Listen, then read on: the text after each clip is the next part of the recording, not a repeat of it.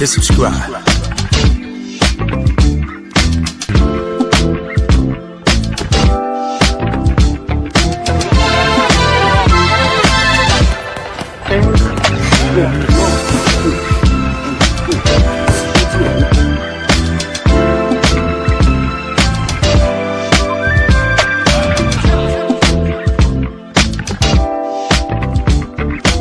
Subscribe to my guy, Uncle D.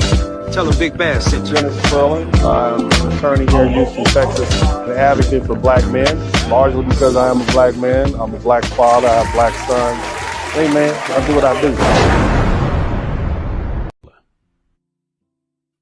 I want to see you win. And I put pressure on us men to understand how we did not get our masculinity training. And we've been doing our work, okay? But now it's time for you ladies to understand you're going to have to bet on us like you want us to bet on you. I talked to several men this week. I don't just get on here and talk shit. I have men I call around the world and I ask, what do you think about this concept? Level set me. Shout out to brother Dennis Spurling. Dennis, I'm not going to get, well, I don't want to tell people's business, but I'm going to tell you, high value men retire their women or make them come work for them. So ladies, what is it going to take for you to free yourself? Because you and I both know you're dying at these jobs. Know what it means to miss New Orleans and miss. Settling trend has emerged. The liberals have lost the presidential race. And rather than examining the shortcomings of Kamala Harris's campaign, of the media is directing blame towards black men. Black men somehow bear responsibility for this outcome as if our choices at the ballot box were an act of betrayal. Quit breaking my heart. Hey. Big Bass. Ooh, quit breaking my heart. Oh. You just hate black women. You can't say you don't now. They'll start killing you young one by one by one. They gonna start killing y'all. When the police got your ass in the mother chokehold. Don't you come calling black women. Don't you come calling us to come march for your ass. Cause y'all just fucking hate women. That's all it is. Of course they wouldn't go vote for no black lady. When you a black woman surrounded by black men, what? So that's a good candidate for you? Someone who just hates everybody? Bad guy, blame me, never faded. How you be the most loved and the most hated? Every other race you respect overrated. The greatest of all time first got created. Yeah, bad guy, blame me, never faded. How we be the most loved and the most hated. Every other race you respect overrated. Greatest of all time first got created. Ooh. You can scrub me, or even thug me. Baby, even at my worst, they still love me. How he locked up, she loyal to a known G. To leave your husband, he ain't giving you strong D. Gotta tighten up, homie, on your defense. A lot of debauchery popping in the deep end. See, your corners ain't shutting down, hit the bench. A lot of suckers sipping on the Kool-Aid, you a simp. Bring it back home to the streets. Like father, like son, Lil Meech, Big Meech. Like Bronny and his dad, footsteps trying to follow. We ain't gonna let you make a nigga endorsing Kamala. Black men celebrate, pop a few bottles. Middle fingers up, rest in peace, now follow. Most loved, most hated, most hated. We passing out fades, anybody wanna fade it? Be careful what you wish for, all my lovely ladies. Cause every baby terminated, God gon' make you haters. Most loved, most hated, most hated. Passing out fades, anybody wanna fade it? Careful what you wish for, all my lovely ladies. Cause every baby terminated, God gon' make you haters on. That guy, blame me, never faded. How we be the most loved and the most hated? Every other race you respect overrated. Greatest of all, the first got created. Bad guy, blame me, never faded. How you be the most loved and the most hated? Every other race you respect overrated. Greatest of all time first got created. Black men, they told us they ain't even want us. No matter what is going on, put the blame on us. Kevin spoke up, then they put the shame on us. Brother Spurling met his fiance in my mixed group. That's my wife. I'm gonna put her through law school. She's gonna become an attorney at my practice. That's the kind of shit I'm talking about. Blizzard King defended him, they put the flames on him. Election time, white women went Trump crazy. Left you standing there talking about deleting babies. Black women so goddamn stupid that y'all just allow society just to say that she's a black woman. Not hers, Maria or Jackie Chan. You the only one that went against your man. You the only one that's fighting for every plan. You the only one that left you right where you stand. Power is a mother. Ain't it? Make a woman wanna be a nah, ain't it? That's your uncle, but she used to be your auntie. We don't wanna see you in power, that's how you paint it. Original Big Mama, original Miss Mammy, original Ma Dear. I'm Donald Trump's new communication director because all the rest of them sorry asses got fired. Yeah, original Black Granny. What happened to you? You fell for the eye candy. You left your black man, your black family. Took them handouts, them goodies and giveaways. Just look around your hood, see this the price you pay. In Georgia, it was even worse. One exit poll said that 69% of white women voted for Trump. Even after he took away their reproductive rights and was found liable for sexual assault, the majority of white women voters still chose patriarchy over their own liberation. Message. It's that simple. Bad guy, blame me, never faded. How you be the most loved and the most hated? Every other race you respect overrated. The greatest of all time first got created. Ooh. That 69% of white women voted for Trump. Yeah, bad guy, blame me, never faded. How we be the most loved and the most hated. Every other race you respect overrated. Greatest of all time first got created. Ooh. 69% of white women voted for Trump. Yeah, I'm tired. Ooh. I'm tired. Black women, it's time for us to clock out. It's time for us to clock out. I'm telling you. When all the immigrants, Few moments all the Puerto later. Ricans start getting deported, we clocked out. We not riding. Day. On August 15th, 1947, men and women all over India rejoiced in the declaration of the independence of the country of India. Today, on August 15th, 2020, I stand before you as the first candidate for Vice President of the United States of South Asian descent.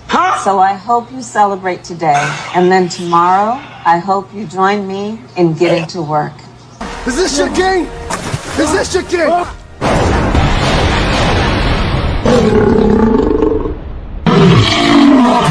become the 42nd President of the United States. The former president's comeback will be complete with a win in Wisconsin, a state that he narrowly lost 4 years ago. He's now the second president in U.S. history to win non-consecutive terms. The first is My bad, can you guys hear me? Hit the number one button. My bad, y'all. Like I'm saying, while you all couldn't hear me, I got caught up into that video, man. That was pretty powerful. Pretty powerful. Big shout out, real powerful. In fact, shout out to Big Bass Life.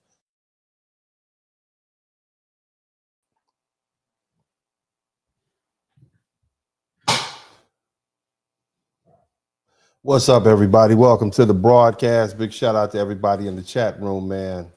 Make sure you hit the number one button. I need my troll alert to be in full effect today. I want to make sure that we keep this thing kosher. But hit the number one button. Let me know you can hear me clearly. And we're going to talk about something.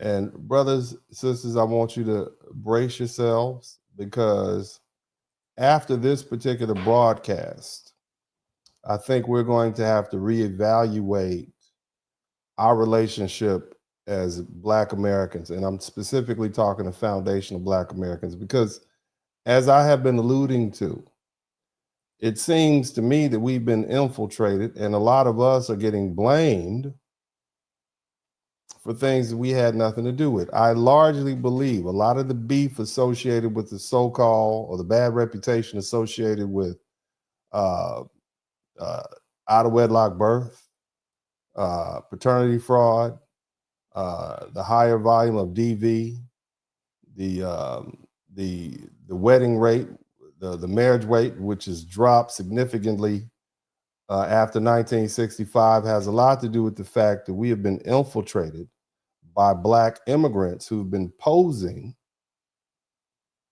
as foundational Black Americans. So this is why delineation is important. A lot of the beef that we have, a lot of the animosity that has been generated amongst Black Americans over the past, I would say, 60 years, probably didn't even originate with us. Okay. Now, before I get started, I want to introduce myself. My name is Dennis Spurling. I'm a podcaster. I'm an author. I'm an attorney. And largely what I do and what I have been doing is I've been an advocate for Black men. But see, here's the thing. At this particular juncture where we are, it's important that Black Americans, specifically foundational Black Americans, begin to establish our boundaries and reassert ourselves. Just like white folks are reasserting themselves. You see Trump reasserting himself or reasserting America. It's time for us to make sure we get our pound of flesh also. Now, here's the thing. I want to start off right away. Okay. And again, you see the Cash App rolling across the bottom. Don't give me anything. Okay. You don't pay me. You don't give me a dime unless you learn something. Let me say that again. You don't owe me anything. There's no charge. And I will ask you all to contribute to my journey towards 100,000. So make sure you subscribe to the channel. And I would also greatly appreciate if you hit the like button. But you don't owe me a dime unless you learn something. But if you do learn something and you're honest with yourself, you will learn something. But if you learn something, I should earn something. I'm gonna leave it at that. And I'm gonna go ahead and get straight to it because this is an important message.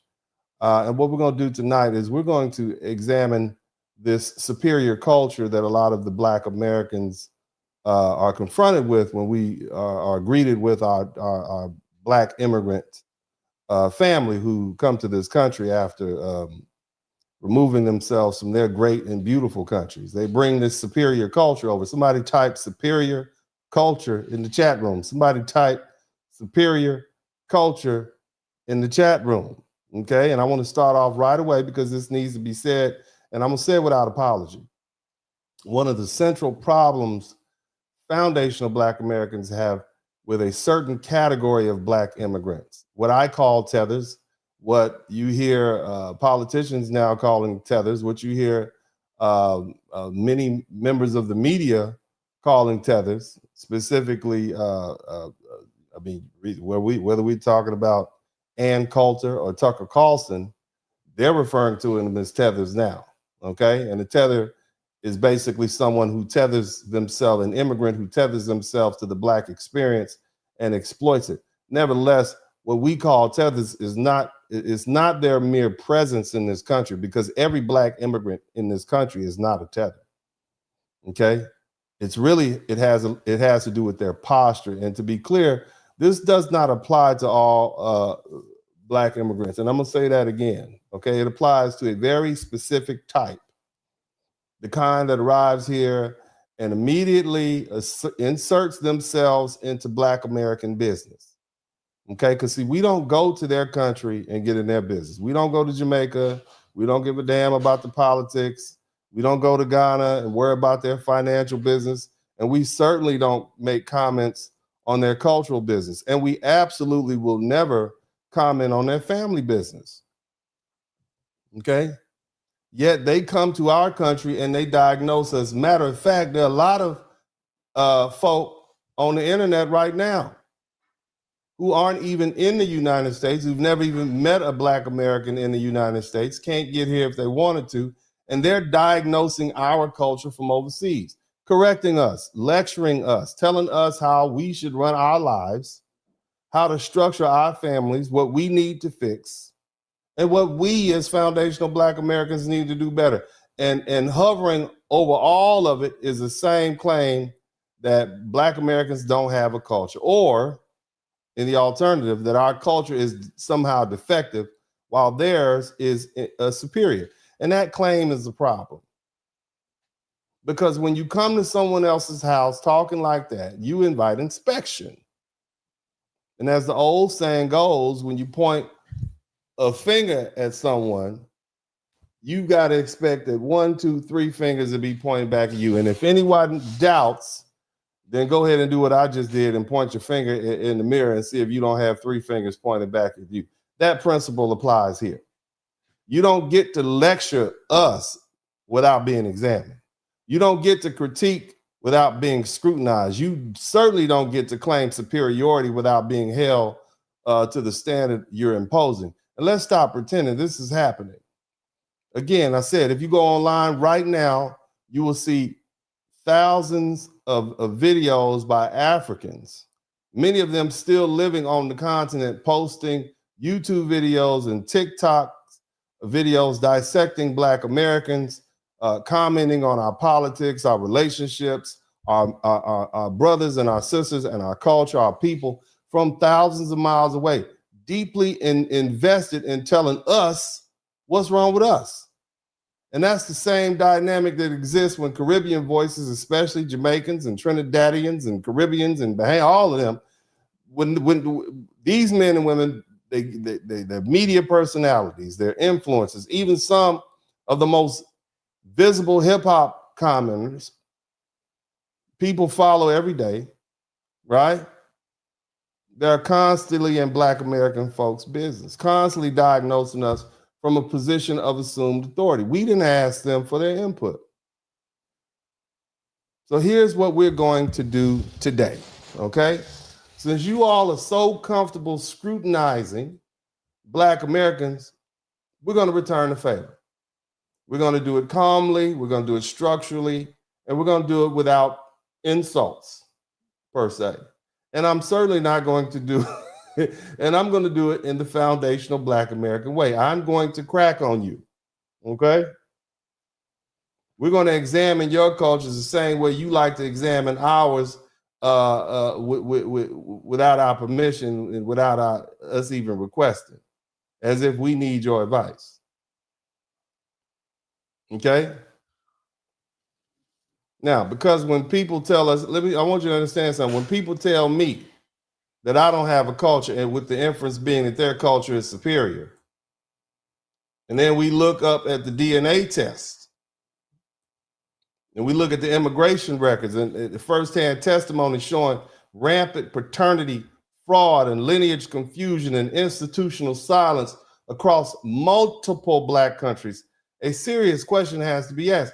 How do you claim moral or cultural superiority when you can't reliably identify who your baby daddy is, or who your husband is, or who your husband's children are? That's not name calling. That's not even anger. That's structural reality. Culture is not slogans. Culture is not pride. Culture is not an accent or ancestry or a costume. Culture is what produces outcomes. And the first outcome of any functioning culture must get right is a family formation, lineage, responsibility, and accountability. So today, we're going to break it down. We're going to go country by country. The loudest countries that always seem to have something to say, that we're going to deal with them. Okay? Because superiority is not something you announce. It's something you demonstrate. And the first demonstration is simple. Know who your children are without fear, without shame, and without excuses. Now, let's do this. I'm going to go ahead and let you all see some videos, because what you all may not know, and something that I've learned, let me go ahead and put this. This is what sparked this conversation. Y'all hit the #1 button if you can hear me. This is going to be a hot one. It's going to get hot tonight. You understand me? It's going to get smoking hot tonight. Check this out. This is a little post that I saw up, and I had to comment on it. Read that. You see what that says? Last year in my Uganda, out of every 5 DNA tests, 3 didn't belong to the biological father. It caused so much DV that the authorities decided to stop DNA tests till further notice. Did you see that? This is Uganda, okay? Now, that's just one of many African countries, but here's the thing. It's not just something that is germane in Africa. It's over in the Caribbean also. So let's go ahead and take an opportunity to look at some of these videos that folks have shared with us. Y'all hit the number 1 button. Let me know if you can hear me clearly. And I'm going to go ahead and let this thing rip. Take a look at this.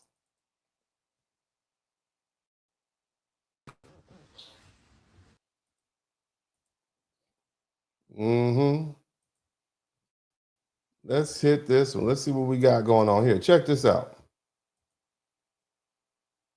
In Ghana, as it has been proven by Ghanaian podcasts that 70% of firstborn children in Ghana does not belong to the man, but Ghana. I want y'all to hear that again. Paternity fraud is on high rise in Ghana, Listen. as it has been proven by Ghanaian podcasts that 70% of firstborn children in Ghana does not belong to the man, but gardener or driver. Wow. Let me explain. 70% of firstborn children in Ghana do not belong to the man. So they say. So they say. Yes. 70% of the firstborn children that arose during the marriage didn't belong to the husband. 70% of the first. I want you to think about that.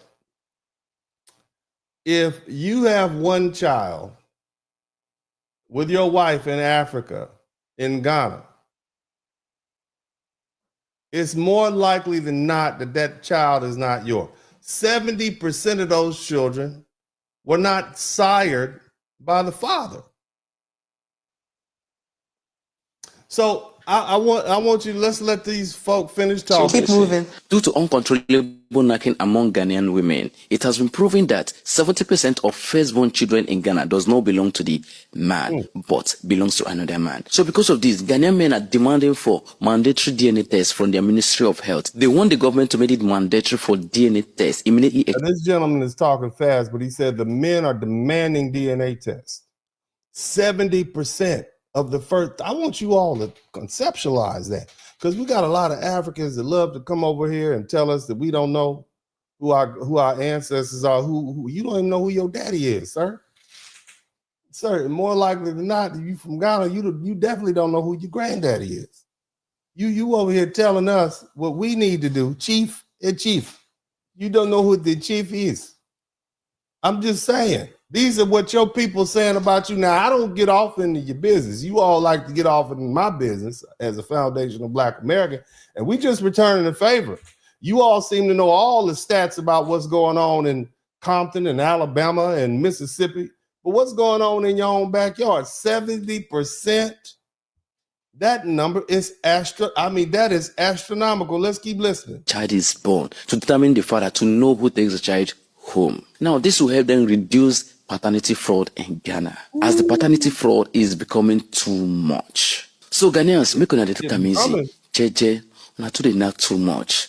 Relax. But before you relax, enjoy your weekend. You hear that? Relax. It's not becoming a problem, sir. It is definitely a problem, sir. It is not becoming a problem. That problem has already fully evolved. 70, but that's Ghana. Somebody type Ghana in the chat room. I know it's year return. Y'all gonna be somebody need to return them kids to their daddy. That's what they need to do. Let's keep listening to the folk tell on themselves. It's essentially a person who poses as a Black American. However, they are either a child of an immigrant or they are of African and or Caribbean descent. The problem arises is when they come into our community, use up our community, cosplay. Now, I want you to understand, not every Black immigrant is a Tether. Okay, she's talking about folks that's coming over here pretending to be Black American. All right, so we're not here insulting all foreign Blacks. We're not doing that. That's not what we're here. There's some it's some Black folks from overseas who are first generation, second. We cool with them. We love them. We appreciate them. That's not what we're talking about. And I think there's a consensus that, and I want to establish that because everybody wants to get offended. All right, and it's not saying that, but anyway, let's go ahead and get back to this nasty stuff they doing over there. Y'all hit the number 1 button and let me know you can hear. Paternity fraud. Now, big ups to my real Jamaican men who have wisdom. Yeah? If you have wisdom, congratulate yourself. However, a lot of Jamaican men don't have wisdom whatsoever. I don't mean to sound harsh, but a lot of Jamaican men are bird brain individuals. Because a lot of Jamaican men, not all, a lot of Jamaican men believe that giving women money will make her loyal. Now, I want to explain something to my fellow. Okay, so that's low self-esteem and simping right there. Basically, what this Jamaican man is saying is they think that if they pay these women's way and they give them money, they'll be loyal. And we all know that. That's not true. That's just simping to the extreme. You can't buy loyalty. Either she gonna be or she not. And if you find out she not, you need to move about. But anyway, let's let the gentleman finish. But he's trying to diagnose why there is so much paternity fraud, because Jamaica is right up there with him. Extremely high. I think Jamaica is actually number one and Nigeria is number two. And they're vying for the country with the highest paternity fraud. Let's keep listening. Jamaican men. Like Chris Brown said, these hoes ain't loyal. If a woman is looking for a trans... Now again, I want you Black American brothers and sisters, my foundational Black American brothers and sisters, recognize that, you know, we've always had the understanding that, you know, we had that saying, mother's baby, daddy's maybe, but it was never this bad. These people came to our country and integrated themselves into the foundational Black American group that was already here, and they brought their cultural norms. They didn't stop messing around when they hit Miami International or JFK. They brought their culture with them. And so some of the issues that we're having in the Black community, Black men are blaming Black women for. This is because we have had an influx of Black people from other countries bring their negative schisms and cultural behavior to our country. And we need to begin to first let's breathe, and then let's sit back and analyze. The next time somebody says something about Black people, when did it start? Because if it started if it popped up after 1965, that tells you a lot. That's when they start bringing immigrants from overseas here. All right, let's keep listening. Transactional relationship, she's a hoe. Oh. And a lot of Jamaican men have made the mistake of getting 304s pregnant.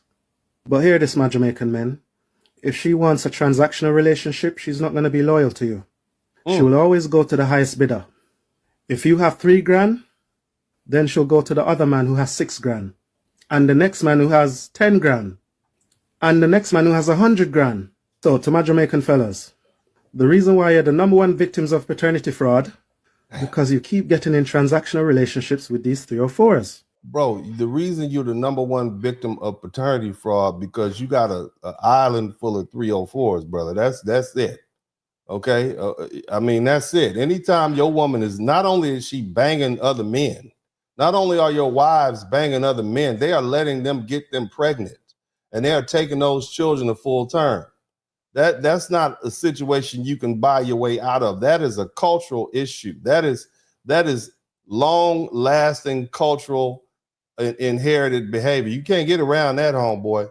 But let's move on to the next one, since we talking about, they love talking about our culture. We're gonna take the time to talk about theirs. Y'all here to the, because this is what they asked for. Let's go back across the water. An uncomfortable truth Nigerians avoid. But first, we need to answer the one logical question. If a woman has the right to know who impregnated her, why does a man not have the right to know whose child he is raising? Let's stop pretending this conversation is a taboo. Paternity fraud is real in Nigeria. It happens when a man is made to raise a child that is not biologically his without his knowledge or consent. Here are the facts. Nigerian DNA testing centers consistently report that roughly 20 to 30% of men who test are not the biological fathers. 20 to 30% of the men who take a test aren't the fathers. Okay, now that I want you to just think about that. You're married to a woman and the child, 20 to 30, something's up. You take the test, it turns out it's not your child. These are not rumors, gentlemen. These are lab results. Nigeria has no specific law that punishes paternity fraud. Many men today, they find out after years of emotional, financial. There's no law that punishes paternity fraud. So the women basically are pushing out kids, putting them on their husbands, and there's nothing the men can do about it. You paying for these children, You're raising these children. They have your last name. Think about psychological. What does that do to the trust relationships between the men and women of those countries? Is this why when Nigerians come to the United States, they don't want to have anything to do with each other? I'm just saying. Let's think about it. Is that why we always hear, well, I'm just asking questions. Is this is what they're bringing over? These are the male-female relationships they are importing and injecting into the greater black culture here in the United States. Is it helpful or not? I'm just asking questions. Investments. There is no nationwide government study. So the private DNA labs are currently the most reliable source of data. This is not about hate. This is not about breaking homes. This is the truth. It is about consent and accountability. If DNA tests were normalized from birth, there would be less trauma, fewer... Shouldn't have been necessary if you love the kids. And it's not my desire to break any family up after this episode. But it's increasingly getting worse with the level of cheating and manipulations women are deliberately putting men through. They are dating multiple guys, and when there is pregnancy, they pick among the guys the one that's responsible and break the news too. He said dating. He said they're dating multiple guys. No, what they're doing is they're having unprotected sex with multiple guys. This guy's in Accra. That's his phone number. And he says it's getting worse. You understand me? It's getting worse. Let's keep listening. And that, ladies and gentlemen, cannot be overlooked anymore. And so these are my 5 reasons why you should get a DNA test for all your kids if you have the financial means. Number 1 is to clear your mind from all doubts. That's the primary reason.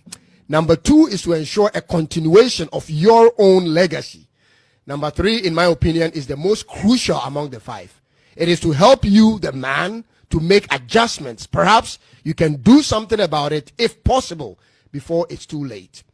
Number 4 is to confirm if your woman is the biological mother of the child, since it has become common lately in the news on how certain doctors are swapping people's kids for others. Lord, they can't. And finally, to relieve your heart from future shockwave, I will seriously consider it if I were you. And for those of you who want to know where to go and get a DNA test done and how much is involved, well, you may reach out to DCC Clinic. They have a... So here's the thing, family.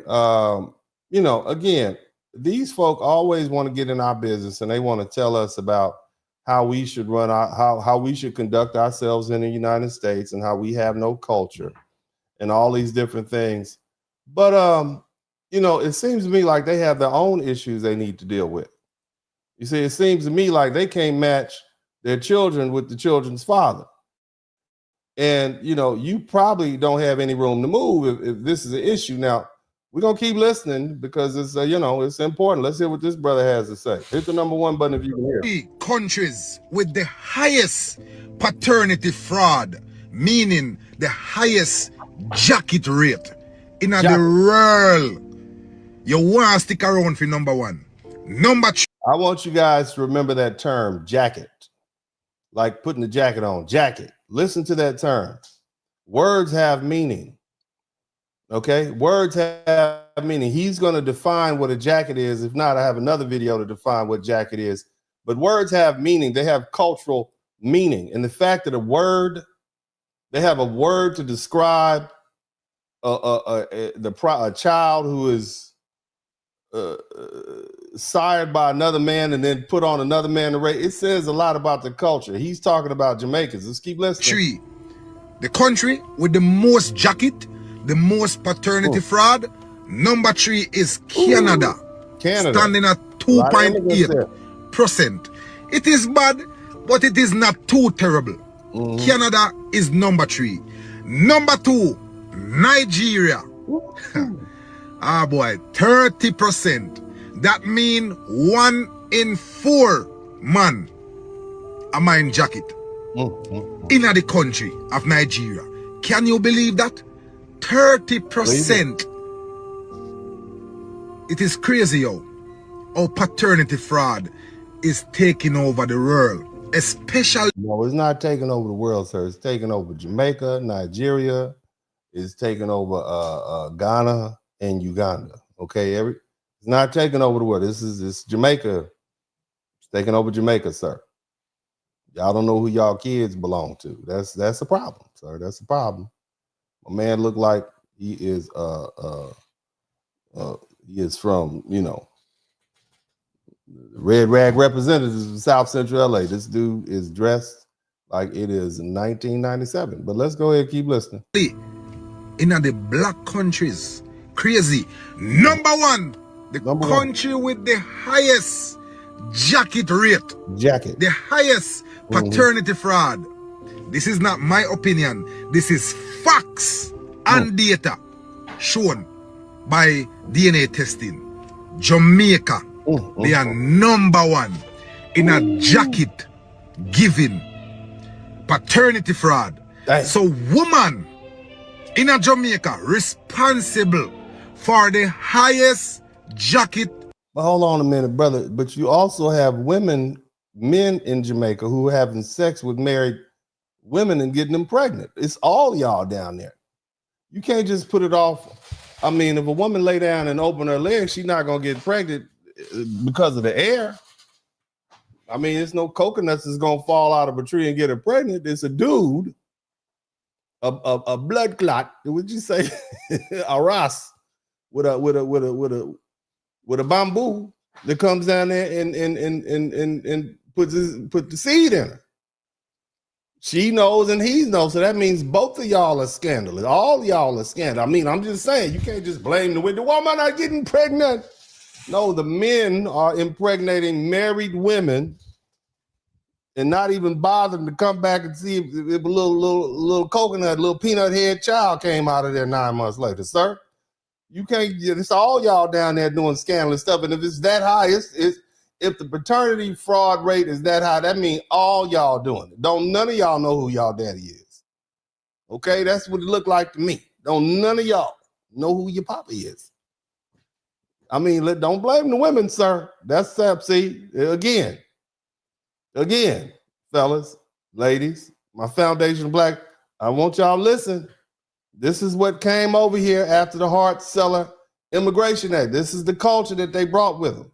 Keep listening. Rate the highest paternity fraud in the world. In the world, I know. And remember now, it's not my opinion. It is facts. Go look it up. We did. Standing at 34.8%, almost 35%. That means 1 in every 3 men. A minor jacket. A pitney that is not his. Pitney means small child. Pitney. Go ahead. So hold on. All them always a cuss man. And I say man wicked and man bad. A man give bone and man do this. Fine. But how can a woman or a country like Jamaica be responsible for the highest jacket rate? Because how can you be responsible for the highest paternity fraud? That means y'all doing a lot of sexing. That's what that means. You're nasty. Somebody type nasty in the chat room. That's why I put it out there. Okay, I know y'all don't like me saying I'm just speaking the language that I was raised to speak. That's nasty. You out there being nasty. Y'all nasty. You out there having sex with other people's wives and husbands and getting them pregnant. You leaving evidence. You're nasty, sir. Your culture is not superior. It's nasty. That's what's going on. That's how it happened. All y'all down there nasty, doing nasty stuff. You don't even keep it in the back room. It's y'all got the record. The highest record in the world. Y'all got the fastest sprinters. Y'all swimmers are swimming. Okay, y'all got an undefeated. Your pull-out game is the weakest of all the other countries in the world. That's what's going on, sir. That's what's going on. I'm gonna let you finish. Because the last time I checked, I know that a woman have to open her leg and a penis have to penetrate her. Sir. And sperm release. Sir, this is a family friend. We do not need human sexuality class right now. Sir, we don't need that. Okay? We don't need you to explain to us, but we know how it happened. Okay? We know how it happened. The question is why or y'all having sex with married women and getting them pregnant? That's what we want to know, and then not telling the husband. And you wonder why the rate of DV is so high in some of these countries. I'm just saying, you know, we want to blame the man for getting angry, but I see why a lot of these dudes are mad now. I can tell.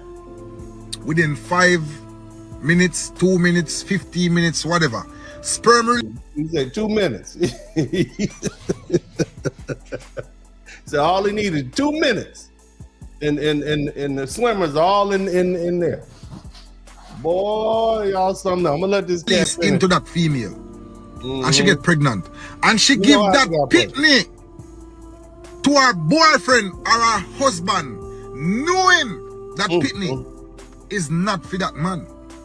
She don't know who that baby is for. She could have had sex with a whole bunch of different men. She just picked one.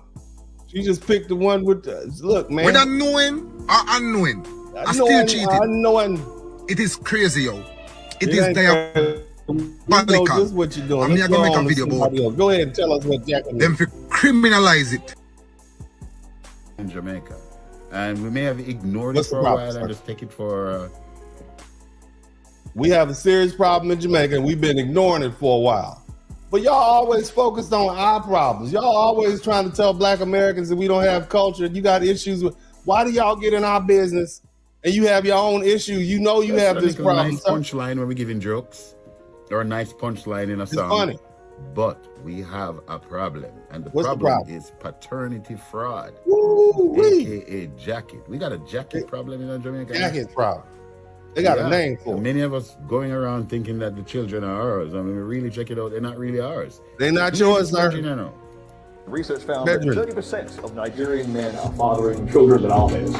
Nigerian women rank second highest on paternity fraud in the whole world.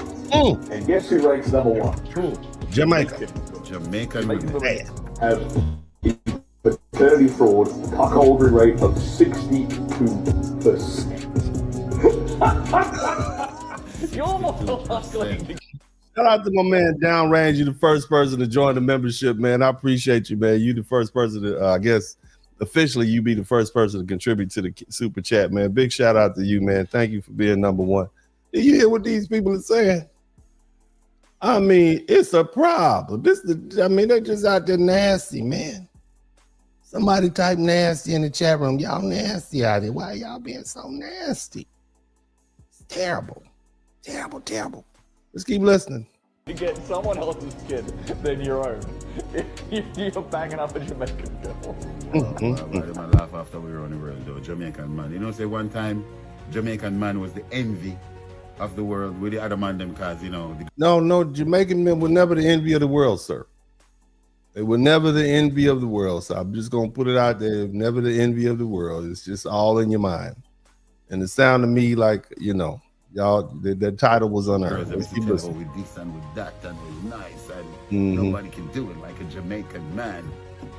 Yeah, but now we become a laughing stock right now. They say we paternity fraud. It's a big thing right now. Yeah, buddy. Like y'all got your own problems. I don't know why y'all up here talking to us about what we got going on, but let's see what else people have to say about this subject matter. We have about 4 or 5 kids with him wife, and him say him big daughter had a school assignment and they were doing some family. Okay, she's speaking this Jamaican patois. Okay, and I have taken some cruise ships to Jamaica. Okay, and so I can interpret it. Okay, I've been on the cruise ship, you know that, before y'all start fighting. Okay, so I'm gonna tell y'all what she's saying. I know you all don't like me to interrupt, but I'm gonna try to help y'all understand what the young lady said. Shout out to Urban Eagle. Thank you for that $2. Let's go ahead and get in here. Y'all make sure you subscribe to the channel if you haven't already. Let's go ahead and listen. Go ahead, ma'am. Come just see a video with a man where have about 4 or 5 kids with him wife, and him say him big daughter had a school assignment and they were doing some family tree thing and DNA testing and whatever. Okay. And what she said was, big daughter, her oldest child, this man and his wife, her oldest child had a test, some sort of schoolwork to do, and the project involved doing some DNA tests. I'm sure at that point, Once the mama got wind of that, she was like, oh my God. I'm sure she was excited for all the wrong reasons. Okay. All right. Now let's go back. We're gonna get back in here. I want everybody to breathe. I need y'all to listen faster so I don't have to, interpret all the way. Okay, y'all I want y'all to focus your pineal glands, line up your chakras so you can align yourself with this fast talking Jamaican patois. Okay, so y'all just focus, burn some incense, contact your ancestors who passed through the Caribbean before they got to Alabama, and let's go ahead and focus in. All right, oldest daughter, homework assignment. Boom. He came back to say that he was not related to her. Ooh. So he took the other two kids, two of the other kids, to get them tested, and they were also not his. Damn. But he was so fearful that none of them were his that he didn't even test the last one. Damn. So, anyways, when he realized that none of the kids actually had the same dad, so this woman has been cheating on this man with several different men, right? But my question is this though. Okay. This man had 5 kids. He found out the oldest daughter wasn't his child because of a fluke school assignment. He took other 2 kids to see if they weren't his child also, and it turns out they weren't his kids either. And he was like, I'm just not gonna get my other 2 kids tested because it's gonna break my heart. And so, but come to find out, the wife had been cheating not only with one man, but all the kids. All the kids were by a different man. This man got 5 kids by his wife, and all the kids, you got a different baby. I mean, are you just going down to and picking dudes up at the damn beef patty shop, at the jerk chicken shop? You just sleeping with everybody, letting them knock you up, man? You like a saloon door. Everybody can go in and out of there. Damn. You like the little tissue in the men's bathroom. Everybody can get some of that. Let me hold that. All right, go ahead. Put that back. Damn. Girl, it's just all bent out of shape. All the kids by a different man. The man, what do you say after that? This is the somebody type superior culture in the chat room. This is the culture that they tell Black Americans that we don't have. Do we want this culture? I mean, we haven't even got halfway through the broadcast. Is this the culture that we as Black Americans want to emulate? I don't think so. I don't think we want to emulate this culture. Child support is too high here in America. Is this the culture that they brag on? We've talked about Nigeria. We've talked about Jamaica. We talked a little bit about Ghana. We're going to get to Uganda in a minute. Is this the culture that we want to emulate? They don't even know who their children's fathers are. And it's open as no, they got a word for it. It's called jacket. I'm just saying. Just keep listening. He never said none of the people never look like him.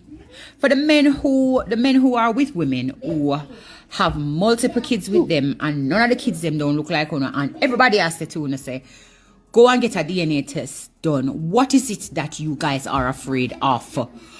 She's saying, look, you got kids, but everybody's telling you that these kids don't look like you and you don't want to get a test because men love these children. These are their children. They love these children. They don't want to deal with that. I understand that. I tell my kids right goddamn now, let me find out one of y'all ain't mine. You out of here. You got to go. I'm sending you straight back to your mama house. Be like, you don't belong here, sir. Praise God. Go find your real daddy. Because I don't love you like that. Okay?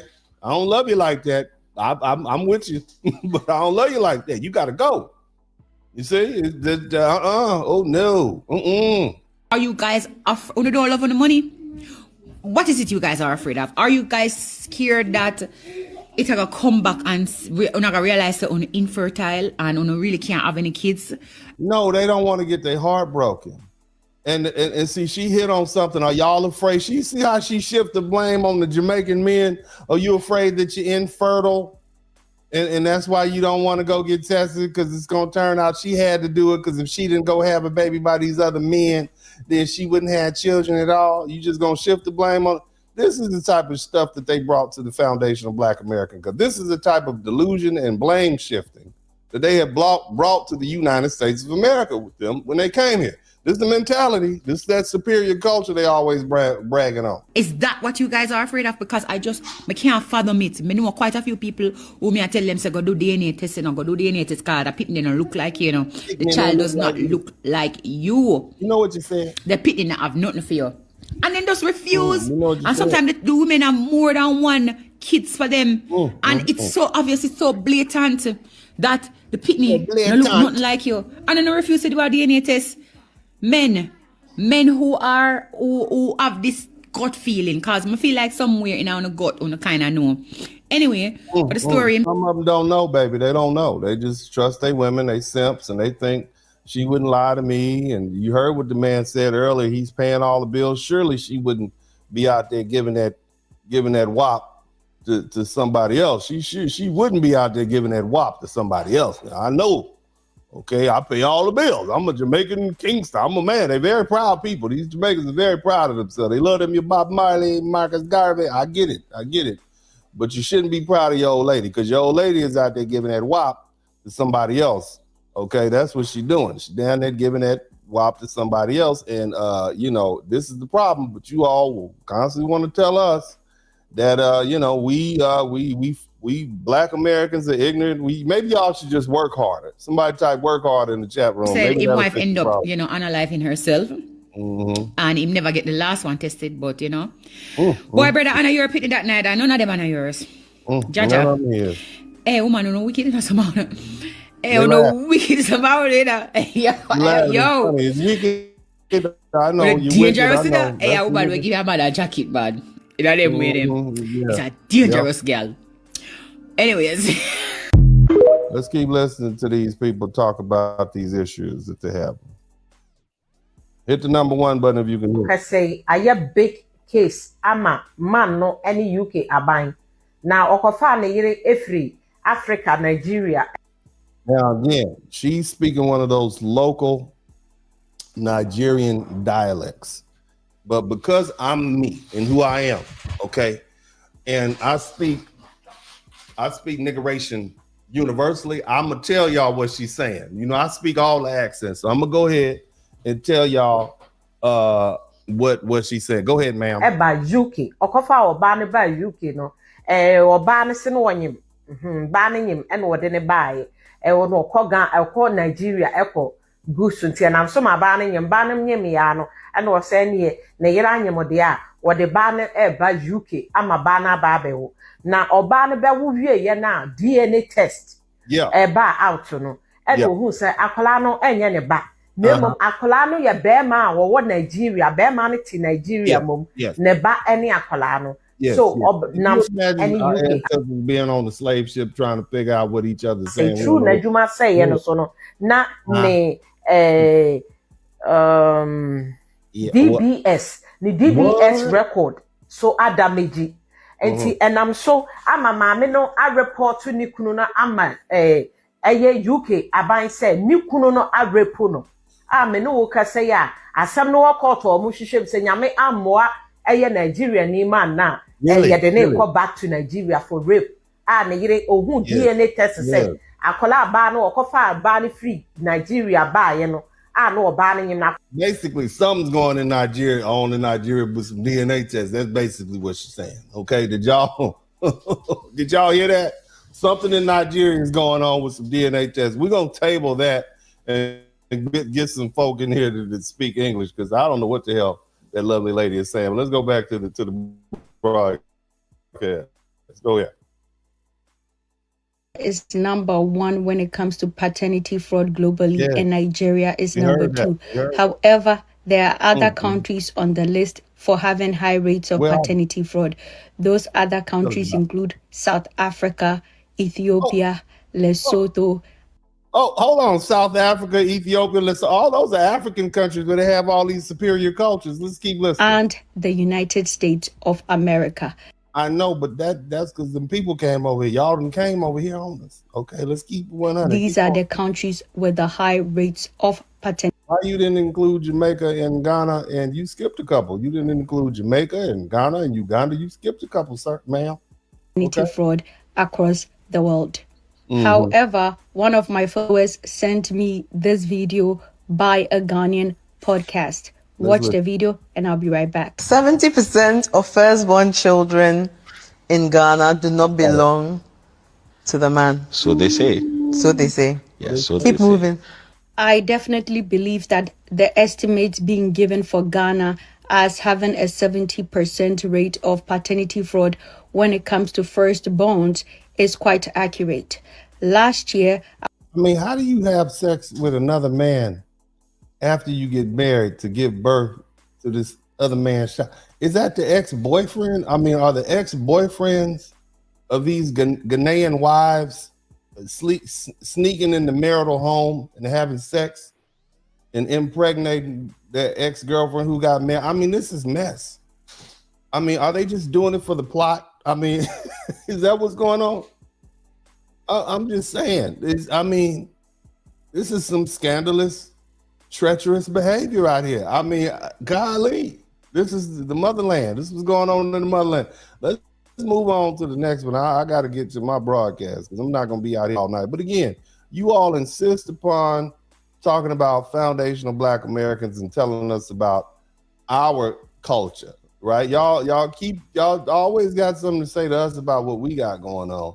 And so again, I'm taking the opportunity. Now to say children you did take care of for many years, no be your own children. My marriage spoil 2022 after I discover say 2 of my 3 kiddies, then them no be my own. 12 years of marriage. So this is a broadcast they doing about. This is a problem that they have over there. This man has said 2 of the 3 kids that I have in my marriage are not mine.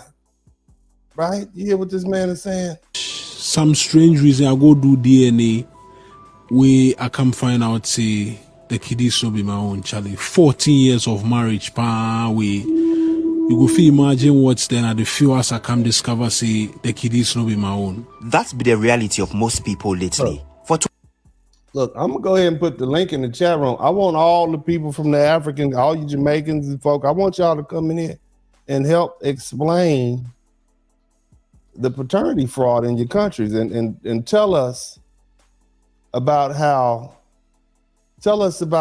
explain it. I want y'all to look, I'm gonna put the link in the chat room, explain the paternity fraud, and let's talk about your culture. I'd like to know what in your culture, your superior culture, come on in. We need to have this conversation. Come on in. I don't very rarely let people in, but I want to talk about your culture. I want to talk about this superior culture. The link is in the chat room.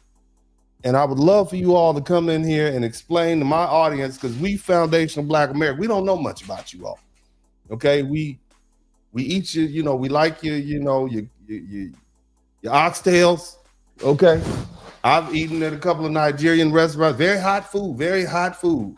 Service is not always the best, but the food is very hot. And I don't mean warm hot, I mean spicy hot. So we like to get all you folk in here, all you Black folks from around the diaspora. I'm extending an olive branch to you all here today. And I'd like you all to come in and explain to us Black Americans, because we know y'all have this education and most educated and whatnot, and superior. I want you all to come in and explain to me why these kids don't know who their daddy is. Okay, I want you to tell us about your ancestors. I want you to tell us about your ancestors, but here's the catch. You can't tell us about ancestors that you haven't actually took a DNA test for, because that might not be your ancestors, especially if you're the firstborn child, right? So the link is in the chat room, and I'm gonna need you all to come on in here, come on to the front of the room. I want to get all my Nigerians and Ugandans and Jamaicans. Come on in now. Your return, I want y'all to return. We're gonna try to help y'all return those kids to their real daddies. That's what we're gonna try to help y'all do. But my goodness, this is interesting, right? This is some interesting stuff. Let's keep listening and learning. Yes, in the world. Yes, it is Nigeria and Jamaica. This year, Nigeria will be number 1. Next year it will be Jamaica. But Nigeria is very underreported. Do you know over 78% of firstborns that are taken for paternity tests do not belong to the husband? The first child. Yes, the first child. There are some. The last one we did, all the children, not one, belong to the man. 4 children. The man is in the hospital now. He collapsed. That one is he found out that all 4 of his kids wasn't his, and he collapsed in the hospital. This is what y'all doing to the men in Nigeria. Nigeria and Jamaica are running neck and neck first, and who's gonna be first and who's gonna be second. I need y'all to come in here and explain yourself. I need y'all to come explain what's going on. Look, you know, Uncle D got love for you, baby. I'm not messy either. I'm not messy. See, look how not messy I am. Praise God.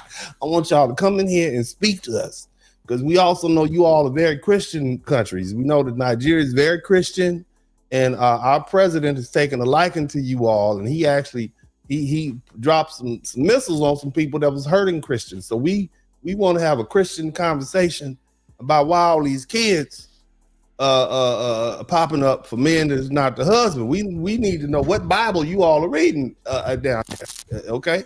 But let's keep listening to the people telling us. Even not this matter. Let us leave that.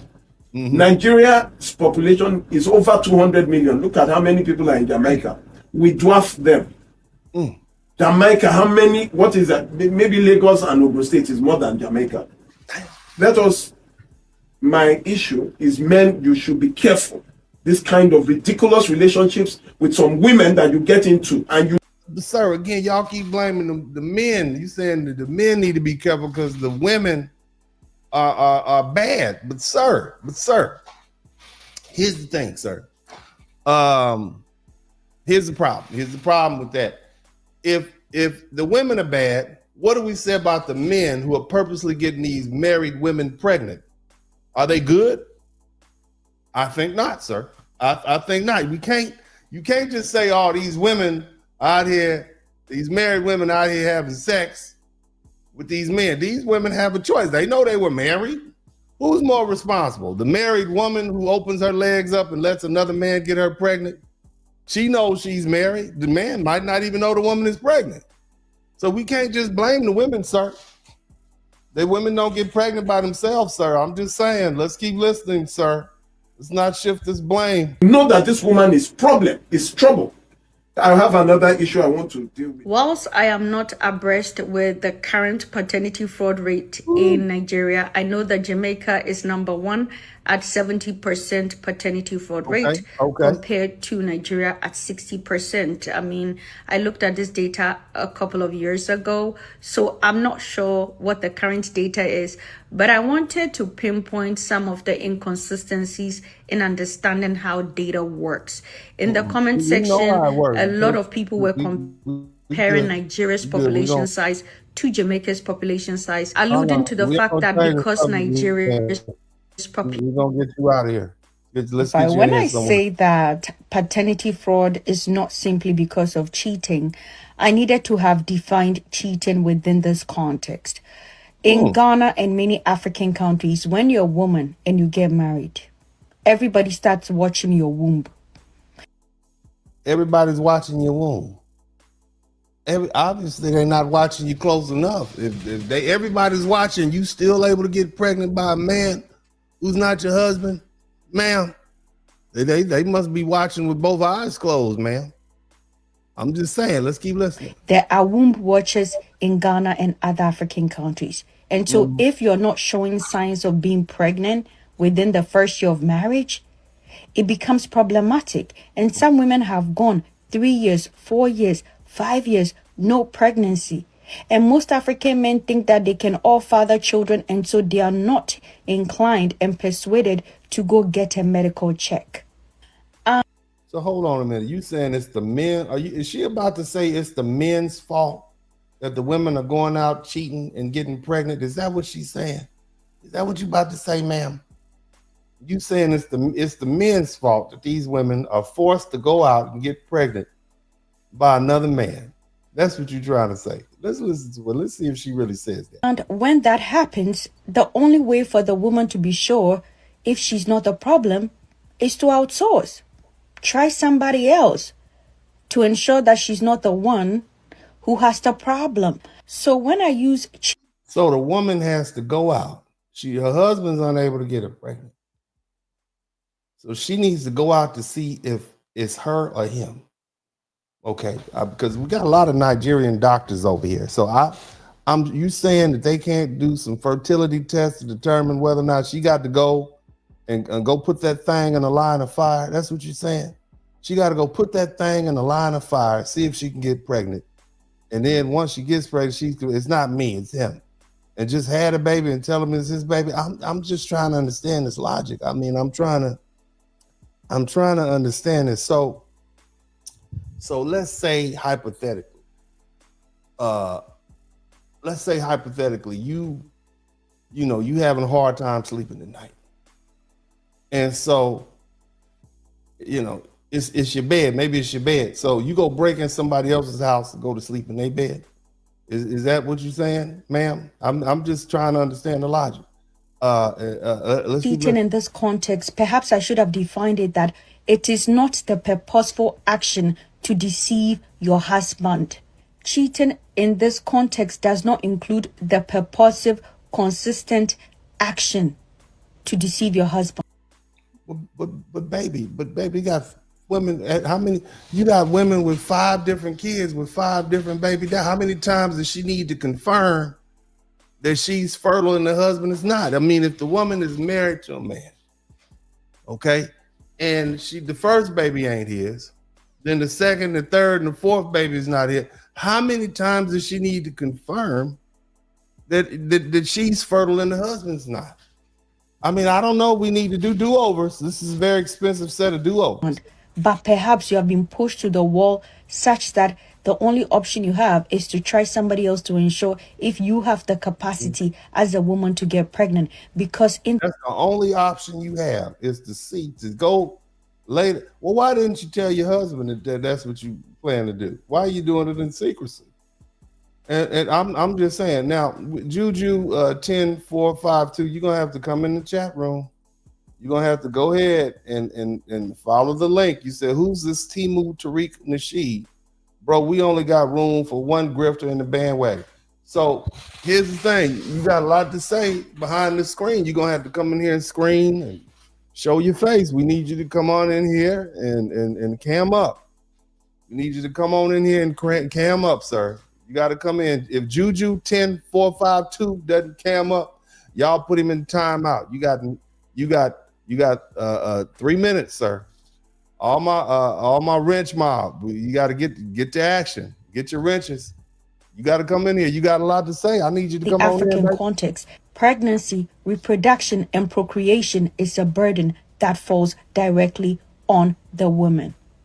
That is what I mean. And guys, but she's a wife, right? I mean, why is this not known? I mean, I think that's all women that we know women get pregnant. I mean, right? Okay. Not saying this to say that I don't hold women accountable. I do hold women accountable. Obviously not, sir. Some women know that the father they're giving to this child is not biologically connected. But there are some women who also do not know. Because sometimes a woman will break up with a man and then enter a relationship, and all of a sudden she's pregnant. And then that man that she's currently with would... You get all this explaining that's going on, all these gymnastics. think it is his child and marry her, only for it to turn out that that is not his child. When I say that paternity fraud is not always because of cheating, I am not saying that to not hold women accountable. I am saying... See you later. Get on out of here. I'm here trying to blend this leave out that insists on being left out. I wanted to chime in on the paternity fraud situation going on in Jamaica. And I want to say this is nothing new. This is absolutely nothing new. Women claiming the wrong father for their kids has been going on for a very, very, very long time. And I just want to tell the story about the time when I questioned my own paternity. So I was an adult, getting ready to move to the US. But she said she didn't know who her daddy was. Your mama was out there doing some stuff. Okay. my stepmother did the petition for my dad, and then I was on that petition.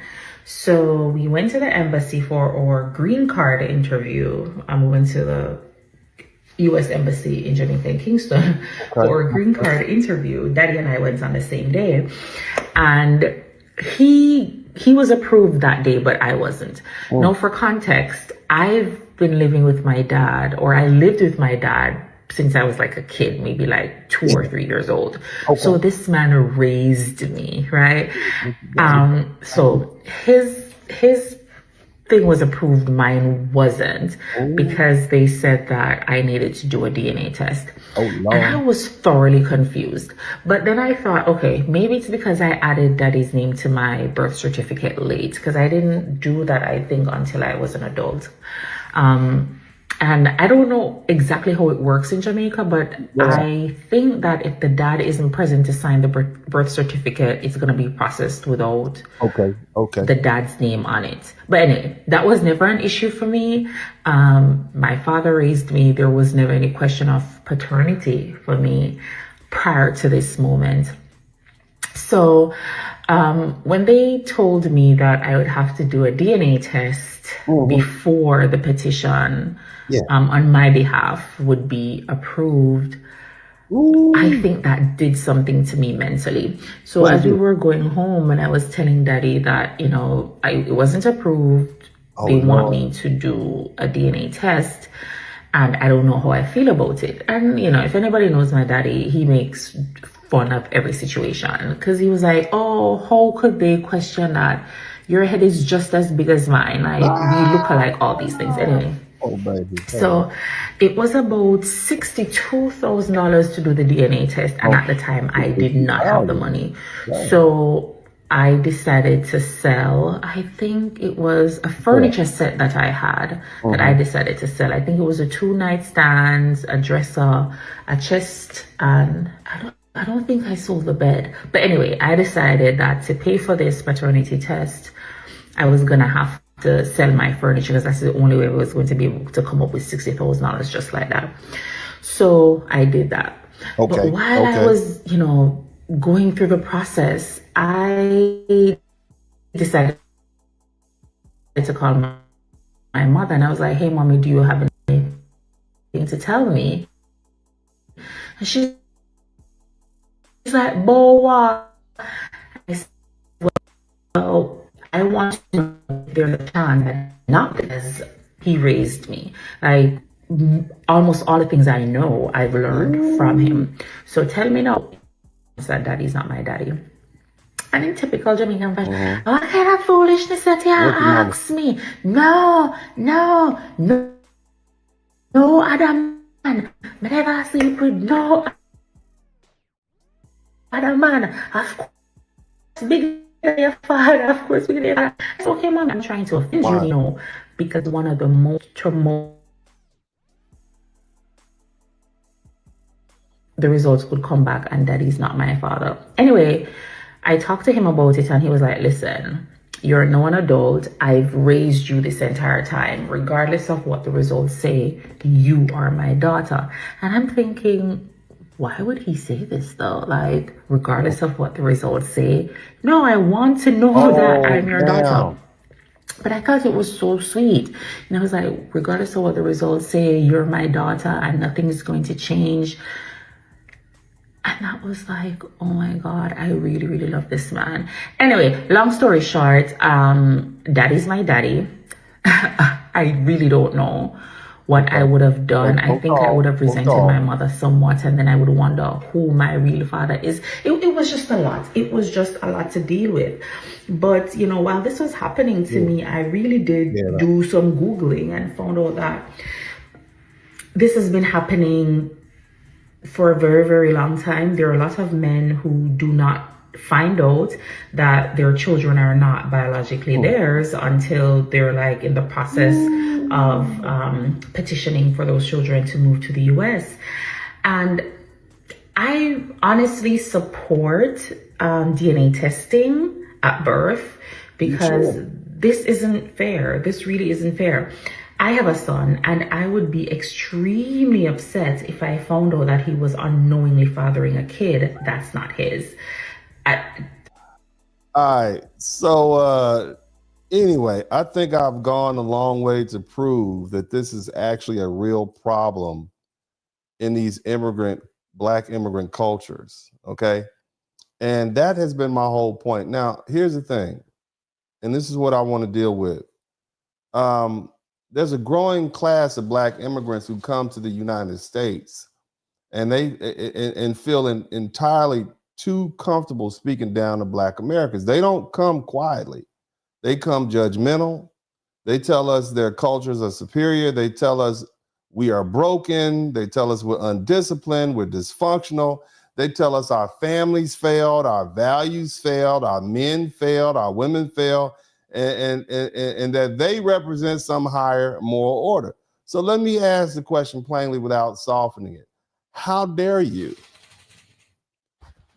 How do you land on American soil, look Black Americans in the face, and pass judgment on our culture when in your own countries you can't reliably identify who your children belong to? Because see, look, fam, the first thing that's important in any culture is family formation, who you belong to.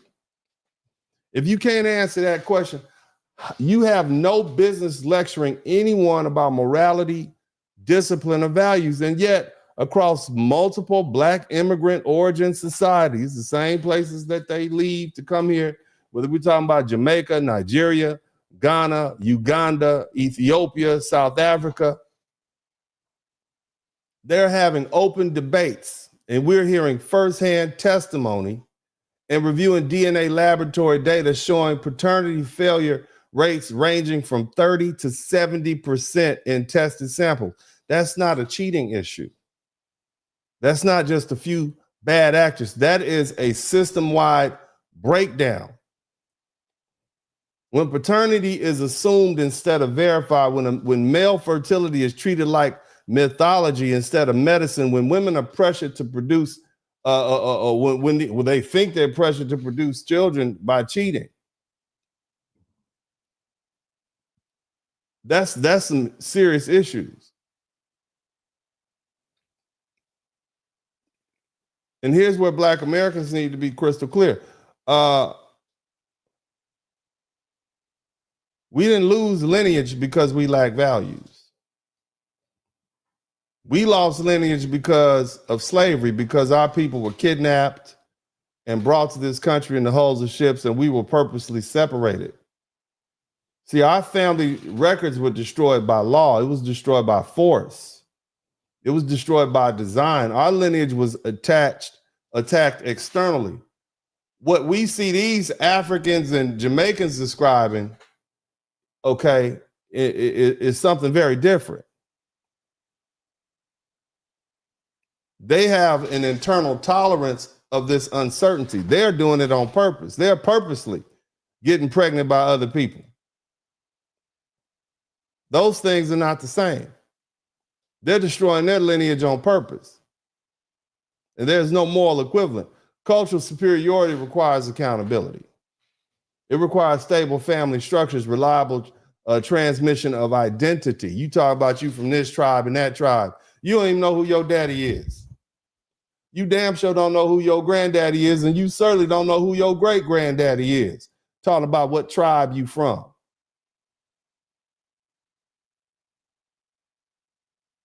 These same people claim superiority to defend assigning us the name Akata. And then these same folk try to shame men and punish men for seeking DNA verification. That type of hypocrisy is blatant. You can't claim discipline and moral structure and family integrity while simultaneously arguing that men should not know who their children are. That's not discipline. That's managed denial. Now, let's go country by country, okay? Jamaica, Got a lot of Jamaicans here. Shout out to the yard man. You from Jamaica? Let's see your flag. Somebody type Jamaica in the chat room. Let's hear where you from. If you from Jamaica, go ahead and type Jamaica in the chat room. Go ahead. I want y'all to go ahead and put your flags up. I want y'all to be proud of your countries. All the Jamaicans, come on to the front of the room. Let us know where you from. Go ahead and put your. I want the Jamaicans to come to the front of the where y'all at.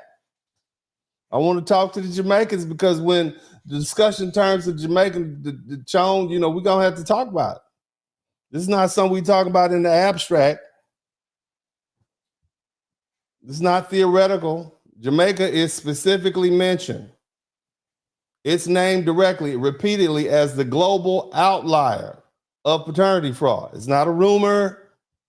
It's not an insult. It's a structural, cultural failure. Okay? No, let me say it like this. It's a structural failure of lineage and trust, and it has reached a level of cultural normalization. And that matters because Jamaicans they don't come to the United States quietly. They loud. They bring the music. They're proud. They got their flags. They love telling us about their little island and how superior it is. Superior culture, superior values, superior families, superior discipline. That's the sales pitch. But when you strip away the accent, the bravado, and the constant chest thumping, what you find underneath is something quite scandalous. What you see happening by Jamaicans themselves is not being done by outsiders. It's not isolated. It's cheating. It's systematic. It's a systematic breakdown, a national environment where biology, legal responsibility, and masculine authority no longer line up in a reliable way. The numbers, are what they are. And depending on the source, Jamaicans describe as having known paternity rates ranging from 1/3 to more than 1/2 of the people tested. You understand?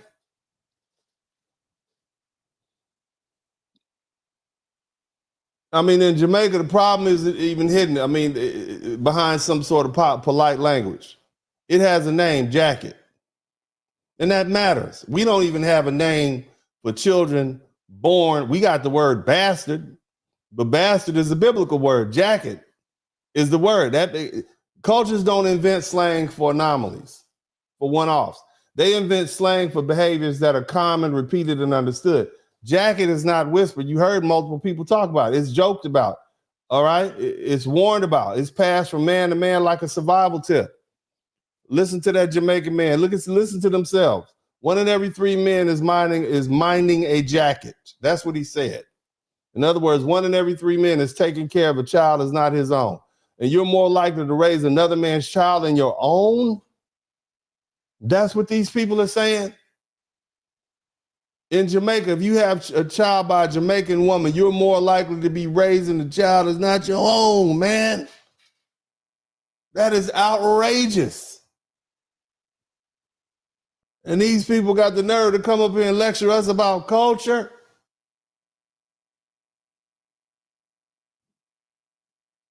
I mean, think about that. The women are literally, the father is not selected because he made the child, but because he can maintain the household, because he can pay the bills and he can provide legal cover. So that's not even a momentary lie. It's a sustained deception, and it's the cultural norm. Some of these women, they take the men to court for child support for children they know aren't theirs. They use the legal system and enforce financial responsibility under false pretense. And guess what they do? They rely on their cultural taboos. Shout out to Jalen Simmons. They rely on their cultural taboo that discourages men from questioning paternity out of fear that if the child is not theirs, it'll seem like they can't have children, so they'll be less than a man. You see that catch-22? They got these, they get these dudes to wrap their masculinity up into these children that they call jackets. So if he can't have, she went out, look at how they bind these men. Think about that. You can't question these women as to whether or not the children is yours, because if they aren't actually yours, that basically means the woman had to go out and get impregnated by some other man because you weren't man enough to get her pregnant. Damn, that is insidious. That is damn near diabolical. The mind trip. Somebody said nefarious, insidious, diabolical. Basically, real men don't ask for DNA tests. In other words, questioning paternity is framed as weakness. It's insecurity. It's disrespect. And according to these accounts, the shame is not accidental. It is a mechanism that keeps the system running. The silence is enforced socially and not just legally. You understand what I'm saying, man? Think about that, man. And the men aren't innocent. The Jamaican men, you aren't innocent either. You should be criticized as hard, because you should be harshly criticized. Because you cats, this would not happen if you men weren't down there and you had the issue of chronic womanizing and having these transactional relationships and confusing money with loyalty. That's what your own people said. They literally are entering arrangements where exclusivity was never established. Yet you expect fidelity when pregnancy occurs. And when doubt creeps in, these same men refuse a DNA test because they trust, but they're afraid. You understand? They're afraid of confirmation. They're afraid of being humiliated, being made fools out of, afraid of tearing down the life. The life that they've built under this lie. Pride becomes denial. Denial becomes sabotage. And so the loop closes. You are literally financing a family built on uncertainty. I mean, golly, this is where the simping came from. You got kids growing up with stories that ain't true. You got women exploiting protections built on silence. And when the truth finally arrives, because you got to go to the United States and you know, we ain't going for it. The American consul's like, no, you're going to have to get that big head baby a test. Immigration tests just blow that whole thing up. It detonates it. The family collapses, identities fracture, and trust evaporates. So no, Jamaica's not, look, Jamaica's a case study. Okay? But the next time you fix your lips, all you Jamaicans in here, I told you to come to the front of the room. Don't you ever fix your lips to tell Black Americans how we should be running things. Don't you ever fix your filthy mouths and tell us what our culture does and doesn't have until you fix that problem. Now let's move on to these Nigerians. The smartest, most educated group of Black people, right? You come to the United States with a very specific reputation. You're proud of it. I'm happy for you. You're always telling us constantly that y'all the most educated, the most accomplished. Your father was a professor, your mother was a professor, all that. You are a king back in your country, the most disciplined, work harder. Somebody type work harder in the chat room. They remind everybody every day that they dominate the universities of medicine and engineering and tech. They say Black Americans are behind because we didn't value education the way they did. That's the image, right? That's the image. This is the one they portray. But here's the problem. Education without integrity is not superiority. And when you look at what Nigerians themselves are admitting about paternity fraud, that image cracks immediately. Look, man, Nigeria is consistently positioned by these Nigerian speakers and these commenters as either the first in Africa or the second globally when it comes to paternity fraud. Which ranking it holds, it's not an outlier, okay? All right, Nigeria has a massive population. I think what they got, 2 million. Can you imagine that? 2 million.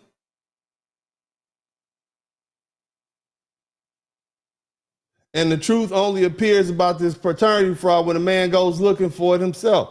Often after years, sometimes decades of emotional and financial investment. And when the truth appears, the numbers are not subtle. Did you hear what they said?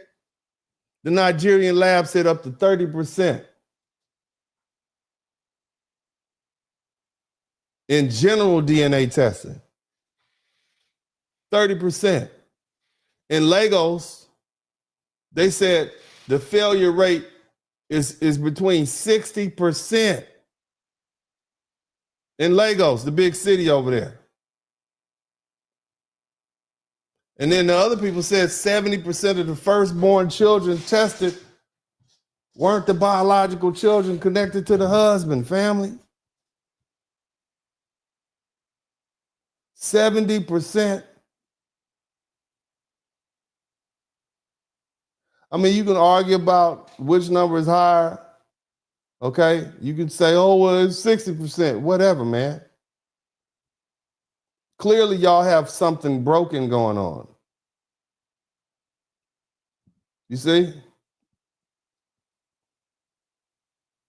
Clearly, you all have some trust issues. And you Nigerians don't get to hide behind your education. You don't get to hide behind your tribe. You don't get to hide behind the fact that you have your own country.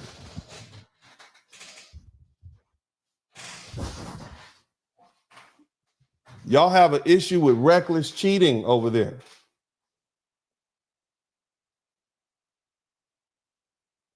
You Nigerian men are described as doing exactly what the culture tells you to do. Provide, commit, build, endure, invest, sacrifice, and carry the family forward. And you do that for years. And then the damn foundation collapsed.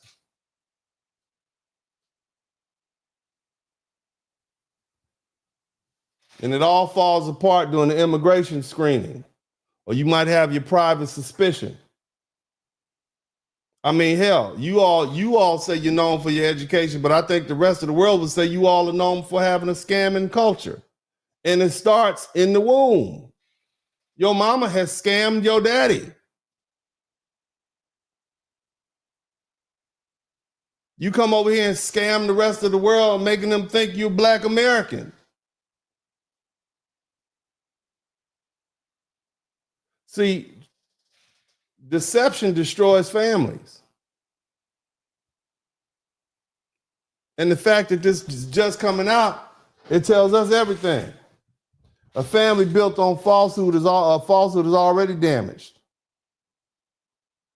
See, disclosure doesn't cause the wound.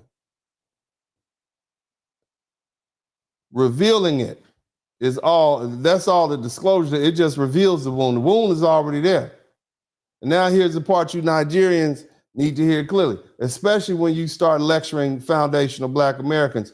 You can't tell us you're the most educated while presiding over one of the highest documented rates of paternity fraud on the planet. Y'all can't even trust each other. Education is supposed to reduce fraud, not coexist comfortably with it. And if paternity fraud is this widespread, if biological trust is this casually disconnected from responsibility, then the question naturally follows, what else are you all fraudulent about? And see, that's not rhetorical, that is structural. If lineage can be falsified, if verification is shamed, if silence is rewarded, if deception carries no penalty, then the problem is not limited to families. It extends to contracts. It extends to your banking institutions. It extends to your politics. It extends to you all's national reputation. And that's the real issue that foundational Black Americans have, because Nigerians don't come here quietly either. They come here claiming authority. They claim leadership. They claim superiority over people whose lineage was destroyed by force, not obscured by choice. See, you Nigerians, your problem is not your intelligence, it's your accountability. That's your problem. You understand? And until you all are willing to confront the honestly talk about what's really going on. Your talks of superiority or having this superior culture is hollow to me. Education without truth is just a decoration, and decoration does not build civilizations. Now let's keep on moving. Let's talk about this year of return. Shout out to all the people from Ghana. The year of return. Okay, everybody was talking about the year of return. Everybody talking about come home. Everybody talking about Mother Africa. No, you don't need to return to Ghana. You need to return that baby to the baby daddy. That's what you need to do. Let's start there. Shout out to Cosman. You all need to return your baby to the baby daddy. See, Ghana likes to present itself as the intellectual, cultural, moral background of blackness, calm, educated, ordered, a place that looks down on the chaos of the diaspora, especially Black Americans. We don't want those Black Americans over here. But when you strip these slogans away, what you see is Ghana is not, it doesn't have the moral clarity it needs to. You see institutional confusion dressed up like tradition. Ghana is treated differently from Jamaica and Nigeria, not because the problem is smaller, but because the Ghanaians are more honest about how the mess is produced. They don't deny paternity fraud. They debate its mechanism. The numbers they debate are insane, however. You know, the most common claim repeated openly on these Ghanaian platforms is that about, again, the same as Nigeria, is about 70% of the firstborn children tested are not biologically connected to the husband. Now, some try to clean that up and say, oh, no, it's really closer to 40% overall. Okay, let's be clear. That's not a correction. That's still catastrophic. You don't get credit for revising a collapse downward. Even the so-called corrected numbers describe a society where non-paternity is not rare. It's not shocking. And it's not even treated as normal. That's par for the course. That's what y'all doing over there. I mean, you heard what she said, womb watching. So marriage is followed immediately by surveillance. Everybody's watching the woman's womb. Family, elders, neighbor, they probably watching her because they know how y'all are. You call it womb watching. If a woman doesn't produce quickly, the assumption is automatic. She's the problem. Male fertility is not questioned. Male testing is resisted. Male biology is resisted. So what happens? Now the woman says, I got to go out and cheat. I got to go out and get another man to get me pregnant. That's the solution. I mean, you can't seek some fraternity help, fertility help somewhere, nothing. Huh? That's what we doing. You start scheming. Who gonna get you pregnant? Just so you can make sure it's not you. You trying to tell us that's not really fraud. Y'all just call that survival behavior. That's risk management, right? But once that child is born, then the hard lie, that lie hardens in the structure. The husband is assigned fatherhood. And then guess what? The truth is buried. And everyone moves on like nothing happened. That's not culture, family. That's organized silence. And let's talk about the audacity. Okay, let's get that out there. The audacity. You folk telling Black Americans to come home, telling us Africa is more moral than the United States, more grounded, more authentic. But you can tell me to come home when you don't even know whose home the child belongs to. Think about that. That's not spiritual depth. That's administrative chaos. And when we talk about mandatory DNA tests, this is exactly why across these Ghanaian voices across genders and ideology conclude that DNA tests need to be mandatory. You all have a problem. You have a problem. You understand me?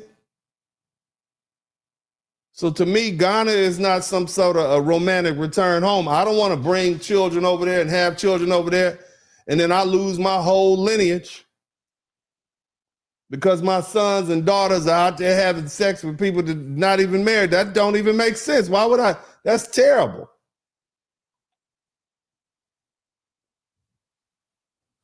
That's horrible. So before you all start telling Black Americans to return to Africa, return the children to their fathers. Okay?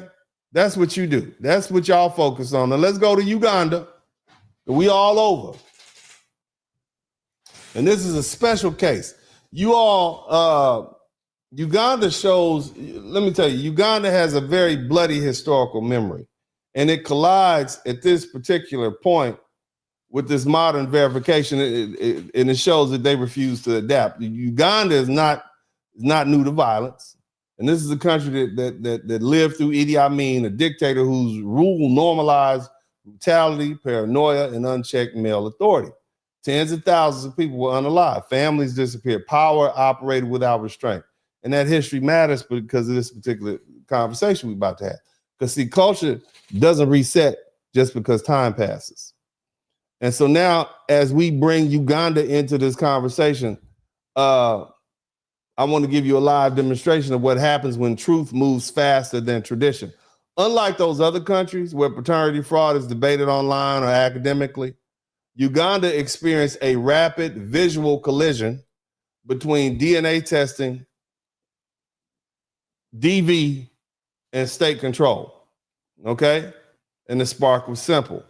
A widely circulated report claimed that a powerful Ugandan businessman known for having multiple wives and mistresses requested paternity tests, and he was found to be the father of only 15 of his 25 children. And that's a lot of kids.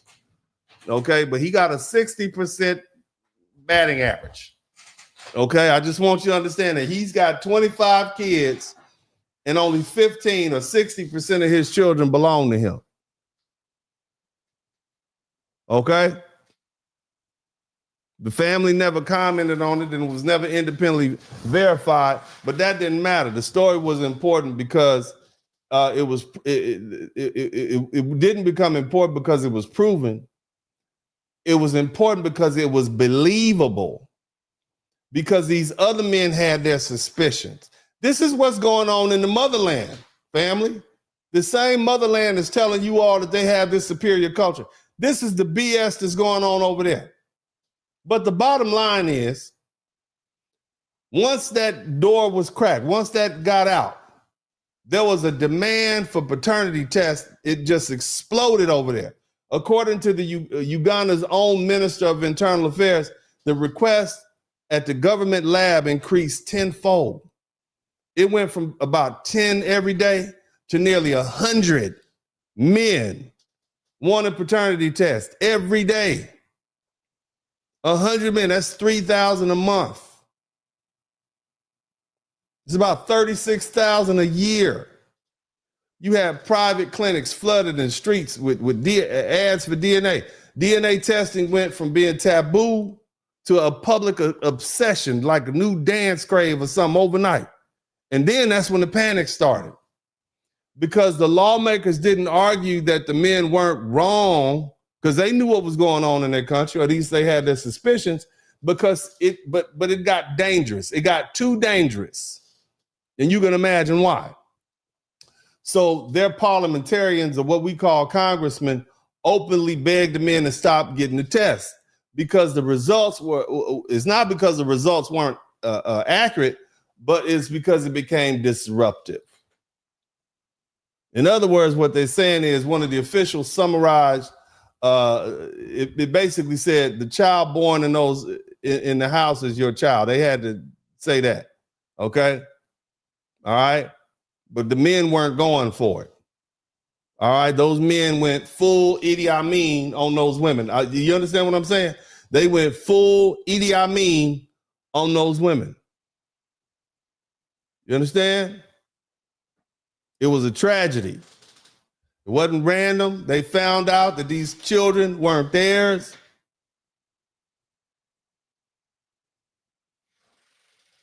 They already come from a society where you can't tell these men that it teaches them that what they do is unquestionable. And they went hands-free. Okay, they went hands-free on those women over there. You understand what I'm saying?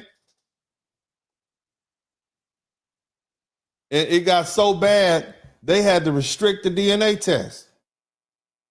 The DNA test was limited to a handful of state-run labs. Officials were saying, nah, we can't do it no more.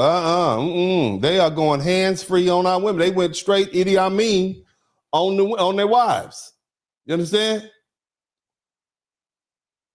And so their philosophy was, well, if they don't know, it can't hurt you. You see?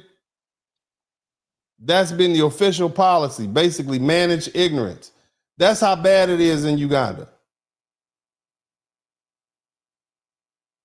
60 to 70% of the tests confirm. Think about it. You got 30,000 tests happening or 3,000 tests happening a year, and 60 to 70% of the tests confirm that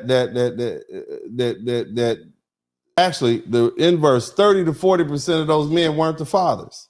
So 60 to 70% were, but 30 to 40%, that's damn near 4 out of every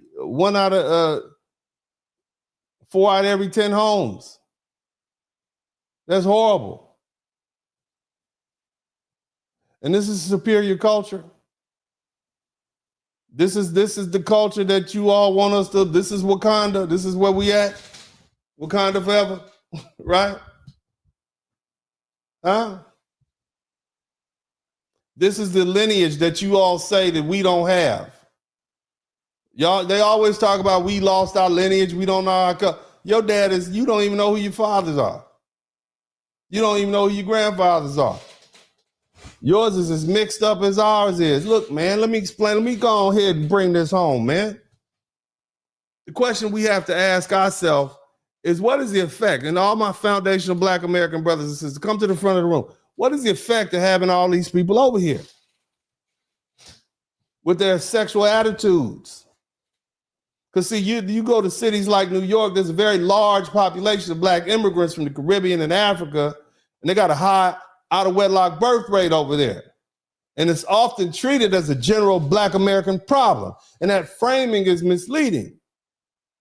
Because different groups bring different social norms with them, especially around sex, relationships, and marriage. In many of those countries, these immigrants come from, marriage is delayed, it's an informal relationship, right? Having children outside the marriage is more socially accepted. And when those norms are brought to the United States and absorbed into Black neighborhoods, the outcomes show up in data, but they're rarely separated by background. And public behavior also reflects these norms. Cultural festival and carnival style events. What do they do there? They celebrate a highly sexualized sort of dancing and adult behavior. It signals a different attitudes towards sex. Foundational Black Americans, historically, we taught through church, we taught through family structure, we taught social restraint. And when these differences are ignored, the entire Black community is blamed for patterns that are not universally ours. The result is foundational Black Americans are judged for cultural behaviors we didn't create, nor do we control. Let's talk about the abortion rate in New York City, where they have a very large Black immigrant population in the nation. Again, you got 8.8 million residents in New York. You got Black New Yorkers make up about 20% of that population, and a substantial portion of that group is born outside the United States, particularly the Caribbean and Africa. New York City has, in this metro area with the 5 boroughs, more or less, largest population of Black immigrants in the country, nearly 800,000 of them, and their descendants, first generation, second generation. So at the same time, the local health data show a big difference in pregnancy outcomes by race. So what does that mean? Huh? In NYC, the number of baby deletions compared to live births is much higher for Black women. In other words, what I'm saying is more babies are deleted than born in New York amongst Black women. The report showed that 850 baby deletions for every 1,000 live births. Do you hear that? So for every 1,000 women that get pregnant, 850 of them are deleted and only 150 Black babies are born. Did you hear that?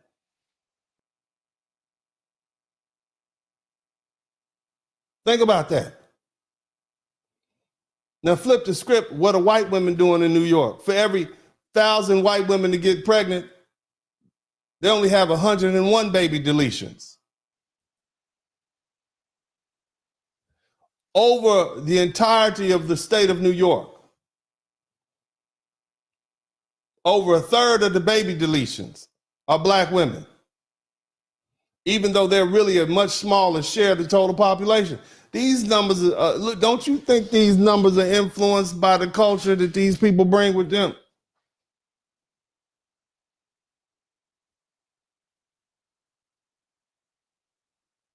Huh? But if you reduce it down to the public debates, they say, oh, well, that's just how those black people are. Hold on a minute. See, when New York becomes a national stage where black immigrants openly judge black American families, their numbers get mixed into a larger story about black culture as a whole. And this creates a problem. See, first, black Americans and black immigrants are not the same group. Our histories, backgrounds, experiences are different.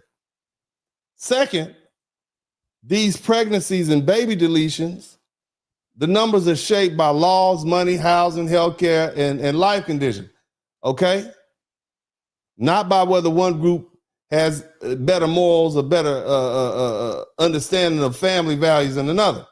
Still, the public talk is this.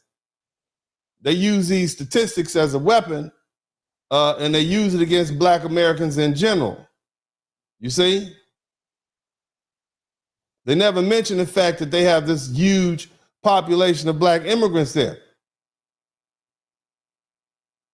And see, that type of talking ignores the real difference between groups, and it turns social problems into cultural blame and ends up hurting very people it is trying to explain it to. Now, let me just go ahead and lay this down with everybody because I ain't gonna be here all night. Y'all nasty. That's the quiet part. Y'all are nasty. And you know, I'm gonna say this with a little humor. Okay. What all of this should tell us is that a lot of these people who've been passed off as having a superior culture is really just a nasty culture. And that was never part of traditional black American life. That's not us.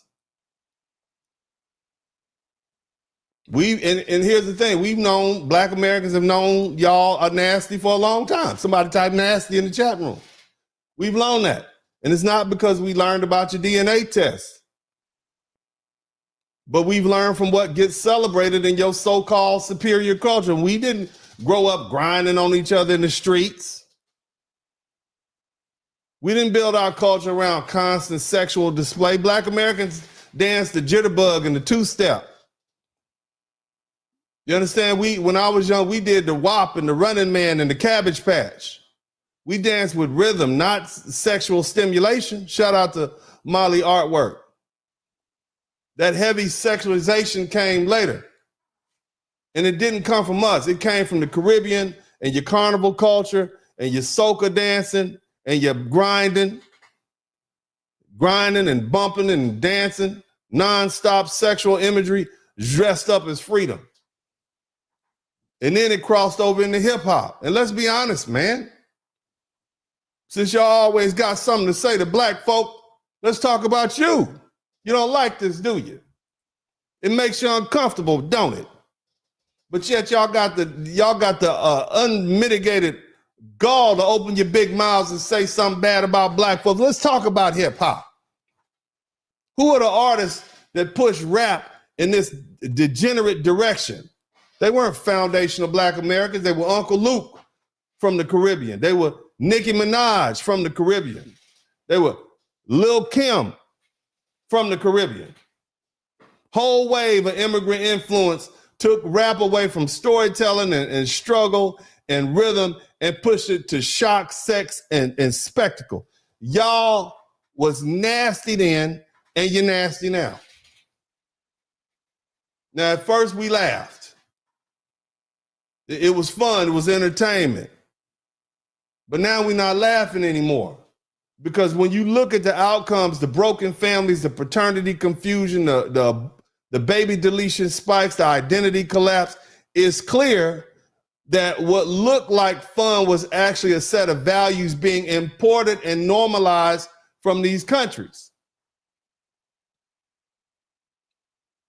And here's the part that makes this darkly funny for Black Americans. The same people exporting this culture have spent years telling us we have no culture. Somebody type no culture in the chat room.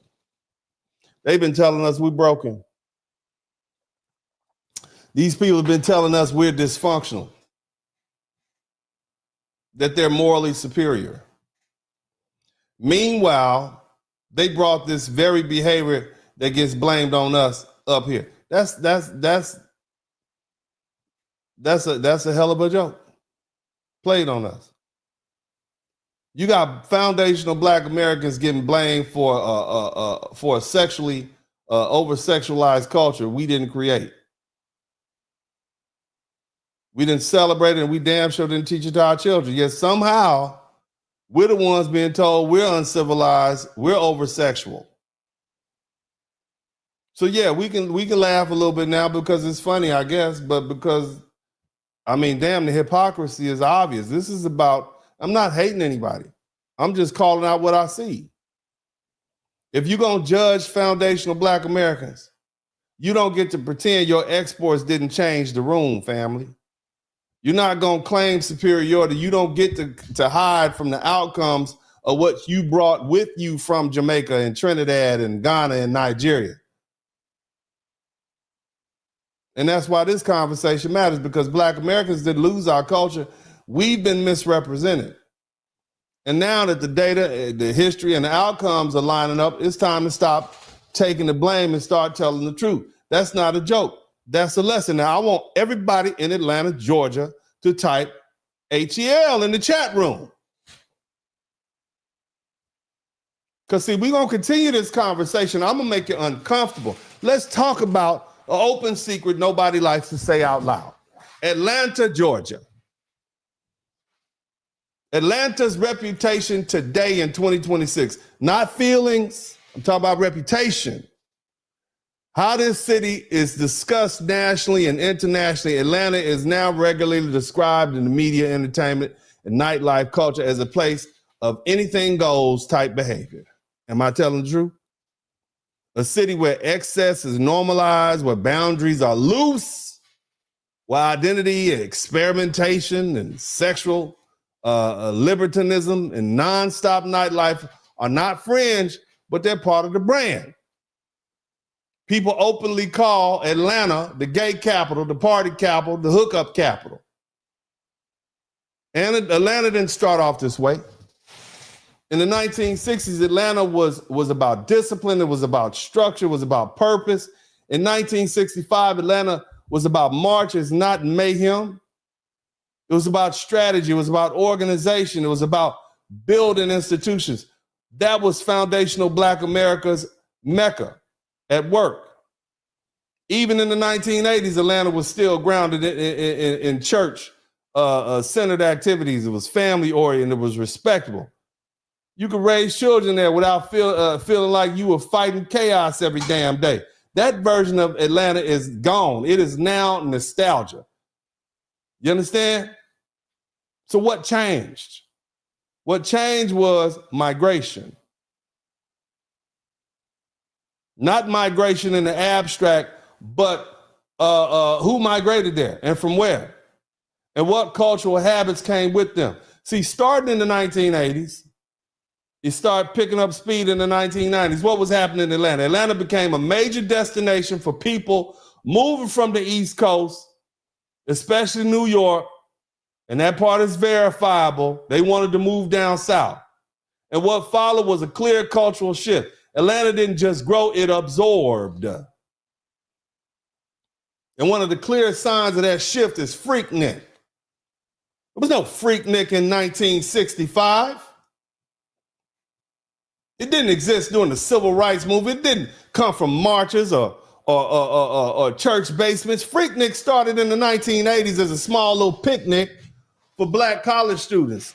And in the 1990s, it exploded into this massive street festival, nationally known for its excess, its spectacle, its hypersexualized behavior. And that timeline is documented. Freaknik didn't come before the migration surge of all these immigrants coming from overseas to New York. You see those same students went down to Atlanta to attend our elite HBCUs. Schools built for foundational black Americans by foundational black Americans for our uplift and our leadership. Morehouse Man, Clark Atlanta, Spelman.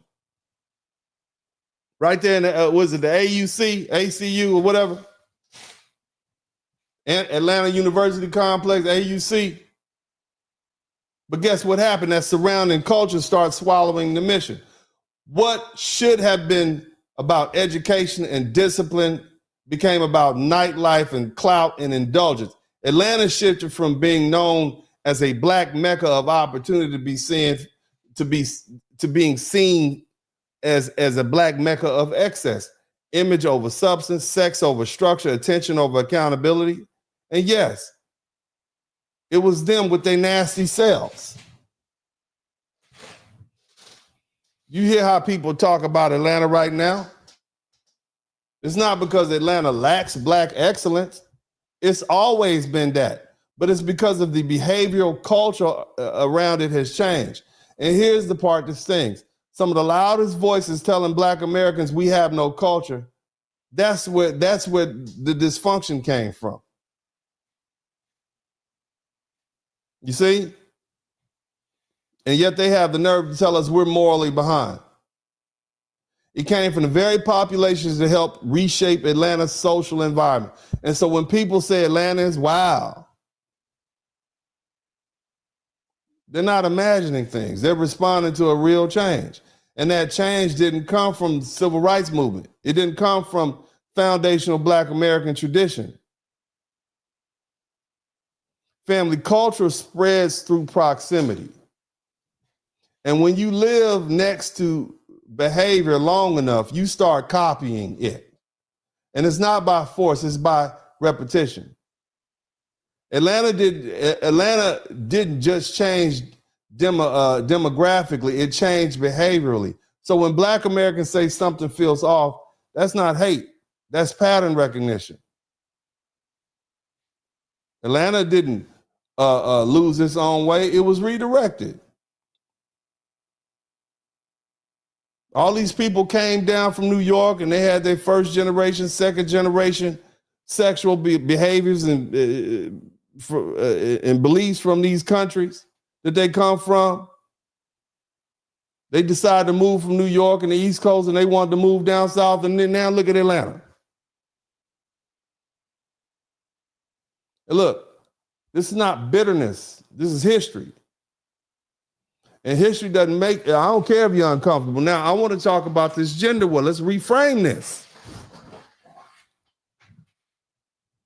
Because see, as far as black Americans are concerned, and I'm talking about foundational black Americans, first thing we have to do is stop blaming black American women for behavior that's not theirs. I'm just saying it, brothers. And for too long, black American women have been blamed for these scandalous, reckless, irresponsible behavior that comes from completely different cultural norms. This is not our culture. And this is not how black American women were raised. And the same goes for black American men. We got to stop blaming black American men for what we see going on. We can't keep taking blame for choices and attitudes and patterns that are being brought into our communities by black immigrants and then quietly folded into the numbers. For years, people have pointed to New York City's higher baby deletion rate and blame black women as a whole. No delineation, no separation, no distinction. Foundational black American women have been lumped in with immigrant women who make up a significant, if not large, vocal share of those statistics. And the problem is simple. These groups are never clearly separated in public discussion. And the people responsible are never honest enough to raise their hands and say, yes, it's our community that plays a role in all this debauchery. It's not those foundational Black Americans. Oh, no, we brought that here from our country. That's what we do.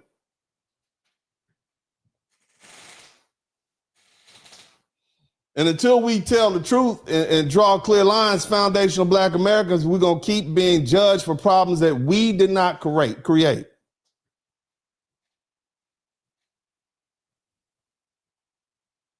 And see, that same lie is going to keep being told against us. When you strip away the politeness, the gender war we're seeing right now is not random. And it didn't start here. See, a lot of this conflict comes straight from those cultural practices. Those same cultures that were already broken in their countries, and then they brought that to the United States. And then you got FBA men and women getting dragged into a fight we didn't create. We never used to beef like this before these people came up here.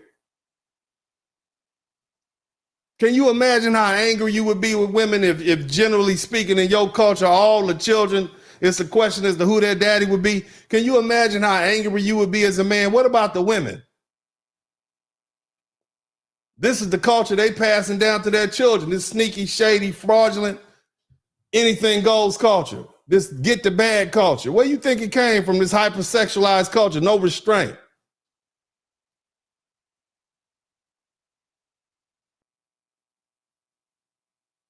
See, when people start talking honestly,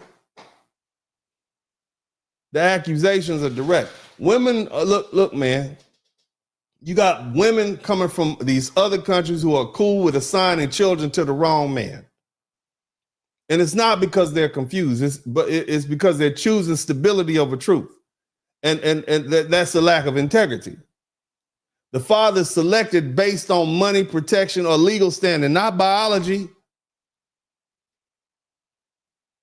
And this is because these men have this false sense of bravado and machismo. And so they don't even bother questioning paternity. They're not asking for proof. Otherwise, they're considered to be weak. Your doubt is treated like insecurity. And so you forced into silence out of fear of shame. You understand? And these people brought this up here to us. This is what they brought to us. And don't get me wrong, those women didn't have a lot of rights in those countries either. So when they come here to the United States, they show their whole, complete, and entire backside. So why are we still beefing? Why are we still allowing this imported conflict to be our problem? We didn't have these problems. Yeah, we had our own problems. We ain't had these damn problems. We were a unified people before all these foreigners came up here. They're being absorbed into our communities, and suddenly our brothers and sisters are fighting battles that were never part of our original culture. And that's why separating these issues matter. That's why delineation generally matters. Okay? Because if we don't begin to start telling the truth, where these gender conflicts actually originated and why all this animosity popped up, we're going to keep paying the price for problems we didn't create. I bet if you look back at all those talk shows by all those people who used to be on Sally Jesse Raphael and Oprah Winfrey, name the rest. I bet you will find that a lot of those people were either first generation, second generation immigrants, or they lived in cities like New York where that culture was pervasive and those foundational Black Americans just absorbed it.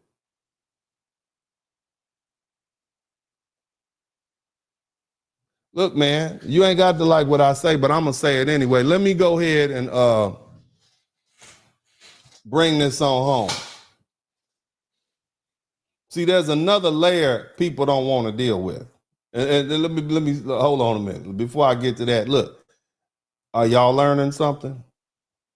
Did I make you think about something that you wouldn't otherwise have thought about? Did you learn something that I put a piece of the puzzle together to help you understand?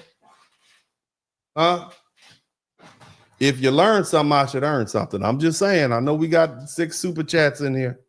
You don't owe me anything if you didn't learn nothing, but if you learn something, I should earn something. The other thing is, and the only thing I'm going to require you all to do is help me get to 100,000. Okay? Right now, we are about 300 people short of getting to 91,000 subscribers. So I'm going to need you all to subscribe to the channel right now. I'm going to need you to go ahead and do that. Subscribe to the channel right now. Take your time. Hit the like button. Subscribe to the channel. Don't do me wrong. Okay? I've been on here too long. So I need you all to help me do what I need to do. And it might just be vanity numbers. I'm doing it because I want to have 100,000 too. I want to have a little plaque up on the wall. And when I get the little plaque, I'll put it right down there. For y'all to see, it's going to say the Dennis Spurling Podcast. See, I bring to you what you need to hear, and it's timely. I'm not going to sit up here and talk to you all about relationships and, oh yeah, women didn't do that. I'm going to put it in historical context so you can say, well, where did that come from? Well, what about this? So you'll know the right questions to ask.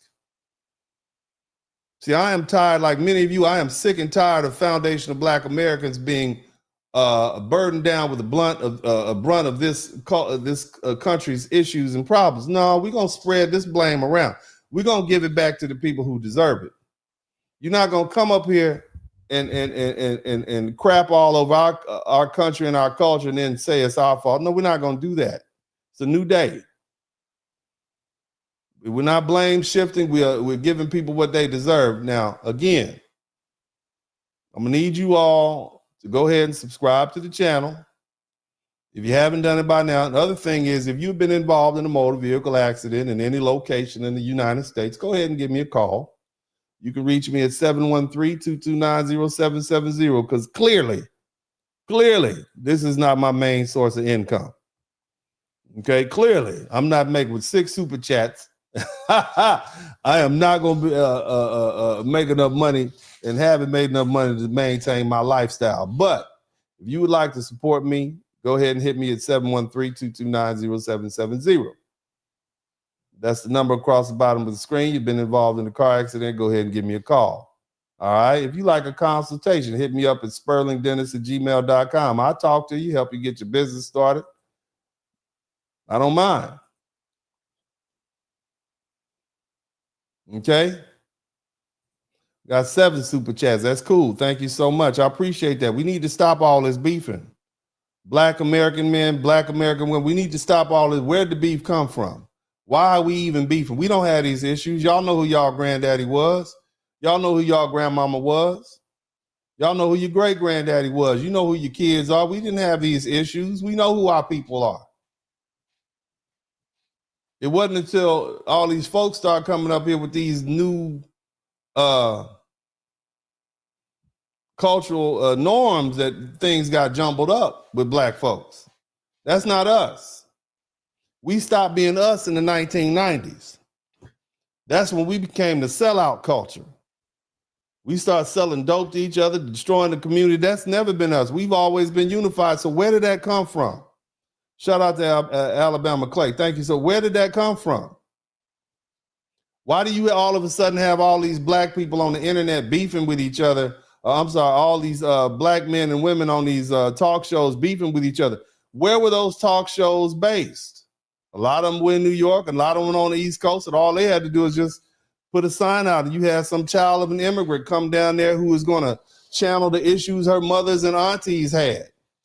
The good brother Kevin Samuel said a lot of these women who are experiencing these issues never actually experienced them themselves.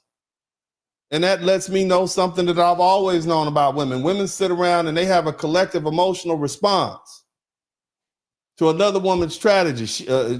She's hurt, they're hurt. They emote together, they talk together, they vibe together. They experience this social emotional recharge or depression, if you will. Little girls sit up and listen to their mamas and their aunties and their stories, and they emote with them, and they feel those feelings. And that's how women learn. So when they get out and about, and and that's why women are so oftentimes so much more emotionally, what's the word I'm looking for? They have so much more emotional intelligence, or high level of emotional intelligence than men, because even as little girls, they sit around and listen to grown women talk about the issues they had with this man and that man and how they felt. And those little girls absorb that.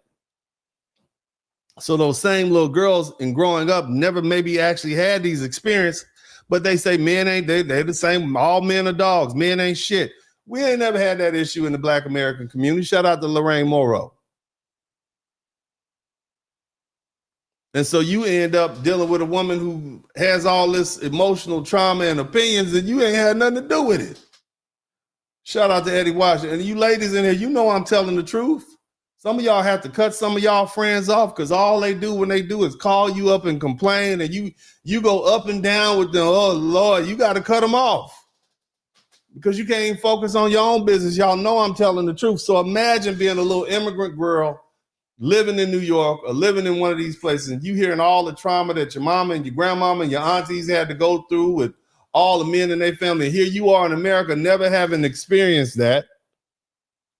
Yet you inherit that emotional burden. And now when your perspective on the life, or your perspective on life about Black men is they ain't shit. It's a reason why so many of the so-called, what do they call it? So-called divestors. These are Black women who openly denigrate Black men and choose to date out their race, specifically targeting Black. This is why a lot of these women hate Black men. Not because Black men did anything to them. Shout out to Yaya's kid. Not because Black men did anything to them. It's because of the stories they heard. It's because, and Brother Kevin Samuels talked about this a lot. He said, basically, you're not even talking about your own lived experience. You're too young to have these experiences. You're regurgitating and repeating and reliving what you've heard other women say. So imagine you around a bunch of women from a broken, over-sexualized culture that doesn't have any rights, and their mother and the mothers before them, practice a level of infidelity that is astronomical and gives rise to permanent evidence in children that don't belong to the father. Imagine how your perception would be, and you take that person and put them on a talk show like Sally Jesse Raphael or Oprah Winfrey, where they get a chance to snitch and tell the whole world. And all the world sees is a Black woman with a New York accent. And they can't tell the difference between a Jamaican, a Nigerian, a Trinidadian, and a foundational Black American woman whose family's from Arkansas. You see how it all gets mixed up in that? And that's where we at, man. But here's the thing. I want to take this a little step further. As I said, it's something that people don't want to deal with. And shout out to everybody who contributed to the super chat. I'm glad y'all learning something. Hit that subscribe button. Help me get there. Take me through there. Take me through there. I need y'all to help take me through there. Take me through there. Let me get to that 100,000. Okay? But here's the thing, family, and I kind of hinted at it. What happens when these people represent us on the world stage? Huh? What happens when these same people represent us on the world stage as Black people? We're not the same group. We're not interchangeable. Hell, we're definitely not even culturally identical. Y'all didn't even understand what the hell that Jamaican woman was saying. You definitely didn't understand what that Nigerian woman was saying. Y'all don't even speak the same language. But see, the world doesn't make those distinctions. When a Black immigrant speaks and behaves or is exposed for some sort of scandal, it reflects back on all Black people, especially Black Americans, because we're the ones that sit at the top of the mountain of Blackness in the world. And they might not like it, but it's true. We're the most visible. We have the most icons. You understand? Especially if it's something arising in the United States. People assume that they're Black American. So when lineage confusion and sexual chaos and family instability become associated with Black culture, globally, we pay the price, even when we didn't create the behavior. Shout out to Benjamin James. And then there's a second problem, proximity. Shout out to B Hunter, the spot. When people migrate into Black American communities and integrate themselves into our neighborhoods, schools or churches and media spaces, mimicry happens. That's just human nature. When you live next to someone long enough, behaviors start to spread. It starts, norms bleed, boundaries blur. And that's how cultures change, not through force, but through repetition. So what I'm saying is this: things that people would normally do in Jamaica or Trinidad, and they were isolated, things that they would do in Ghana, they were normalized elsewhere. They don't stay isolated. They get absorbed. You had a whole bunch of foundational Black Americans living in New York and the East Coast and all these different places. And now they got absorbed. You had a whole bunch of Black Americans. I mean, I'm from Houston, man. I know I lived in LA, but goddamn it, I've been in H-Town since I was 1 year old off and on. And we didn't have all these Black immigrants here, and H-Town was cool. We certainly didn't have an STD problem. We didn't have all this over-sexualization, but as soon as we get all these immigrants here, something happened. The immigrants brought it, and the local population of Black people absorbed it. And once absorbed it, the entire community gets blamed for outcomes that did not originate with our community, i.e. our foundational Black American community. And this brings us to the question that nobody wants to answer honestly. Where did it come from? Because here's the truth. Black Americans, we didn't have these problems at this scale before 1965. We didn't have an out of wedlock birth rate at this problem, not doing segregation. We didn't have a obesity rate. We didn't have a lack of marriage rate during that discrimination. We had a lot of poverty, but we also had a lot of morality. We had a lot of God, and we also had a whole hell of a lot of unity. We didn't have a lot of mass lineage confusion, not purposefully. We didn't have widespread paternity uncertainty or normalized deviant sexual behavior. It wasn't baked into the culture. So what changed? And I've alluded to this before, and I'm gonna tell you again, the Hart-Celler Immigration Act, that law completely reshaped who was allowed to enter the United States and in what numbers. And it opened the door for large-scale immigration from Africa and the Caribbean, Black immigrants with very different family norms and sexual norms and cultural practices. You passport bros know what I'm talking about. You know, goddamn, excuse Lord, forgive me. You know darn well, because you go down there. You know, most of those women you meet in those countries, whether you talk about Ghana or Africa and Nigeria in general, most of those women have children out of wedlock. Most of them have multiple dating partners. And it's the same thing in the Caribbean. You brothers know that. And the brothers who traveled before that, the military brothers knew that. Somebody said Cardi B. Yeah, that's the culture. Cardi B is now the cultural representation of Black women all across America, even though she has no foundational Black American lineage at all.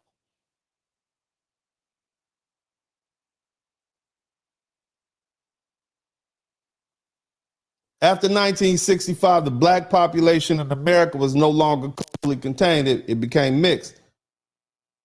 But it didn't have these clear lines, and without honest conversations and without any willingness to separate behaviors by origin. And instead of saying these are different cultures with different norms, Black America just called us Black. Hell, we just called ourselves Black. So when the baby deletion rates rose in New York City, Black American women took the blame. even though it wasn't foundational Black American women largely. It was just, that's part of the culture. And when family instability increased, Black American men took the blame. When gender war narratives exploded, Black Americans were told, this is your culture, but it wasn't. We didn't import this. We inherited the blame for it. And the people responsible were never asked to raise their hands and say, yes, this comes from us. And that's why this conversation matters, man. Again, this is not about hate, but it's gonna make you have to look at concepts like the Black welfare queen. Where was she?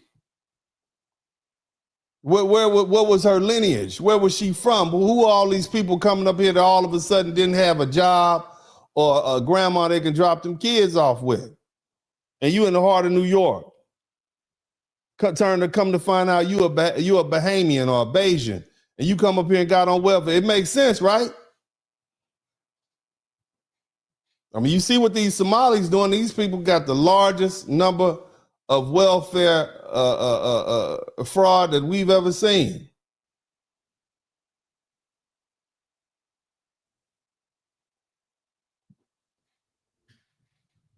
I'm not trying to, hey, look, this is about truth and boundary. I'm not gonna let y'all take this heat. Y'all not gonna keep shifting this blame off on my brothers and sisters. You're not gonna keep us beefing, not in an environment like this. Right now, foundational Black Americans need unity. Shout out to E. King. Foundational Black Americans have always come together in times like this. That's why we together now. You see how quiet we got? Somebody typed, we're resting in the chat room. You see, we didn't have a meeting. There was no mass email. We just all of a sudden got quiet. You even had black immigrants saying, no, we need you Black Americans to come out. Nobody understood it because you're not on the same page with us. We got quiet. And what we're not going to do is let you come in with your divisiveness and your different culture, your backstabby culture come in and keep us divided. Now we have an opportunity to analyze. Shout out to E. King. Now we have a real opportunity to sit back and say, well, let's just see what happened. And that's what I'm doing. I'm generating the conversation.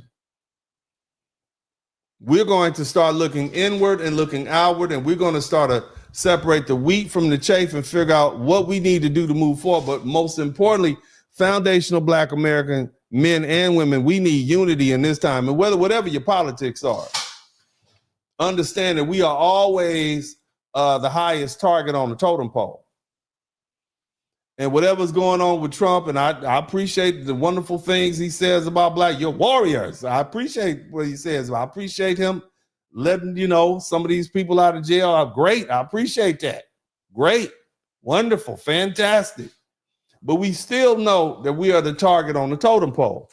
And the way we've gotten through these issues, these tumultuous political times, is that we've always unified, and we can't have outsiders coming in causing disunity. You understand? I like the term foundational Black American. It sets us back to when we were the American Negro. It sets us back to when we were freedmen. We knew who we were, and we knew what we had to do together. And whether you like the term FBA or not, it's of no matter to me, because what you say don't matter. That's what you need to understand. You don't run this. You see, some people say, oh, well, that's a xenophobic comment. It don't matter what you think. We're going to do what we have to do to continue to strive and survive, whether you like it or not. And you can always go home, go back to where you came from. But what we know, what we have to do is we have to come together, okay? And see, a people can't survive without clarity, and the culture is not going to be able to survive without boundaries, and the community is not going to survive without truth. We didn't have these issues in 1965 when we fought for our rights and forced America to do what it was supposed to do, did we? And so we need to stop pretending this came from nowhere. That's the conversation that needs to be had. Now, I'm going to take the opportunity to read these super chats. And, you know, give a shout out to everybody who came through. If you guys enjoyed the broadcast, man, and I got a little bit more to say, let me know. Let me know by subscribing to the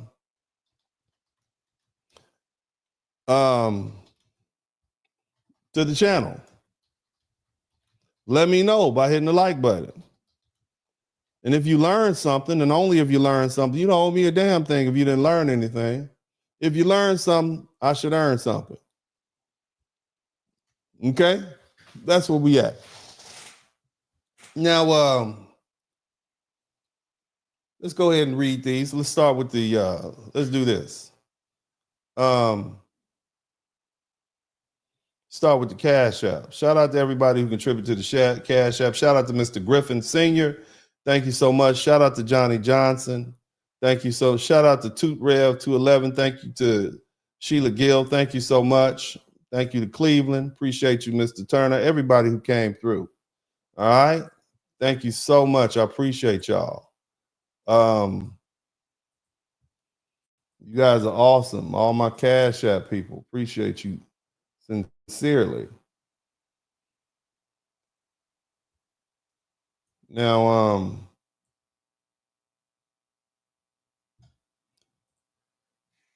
I want to go ahead.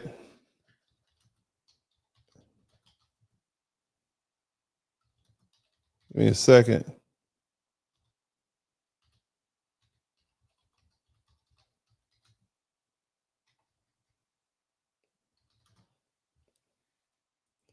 Let me see here. We got 14 super chats. Shout out to Downrange. Shout out to you. Thank you so much, Downrange.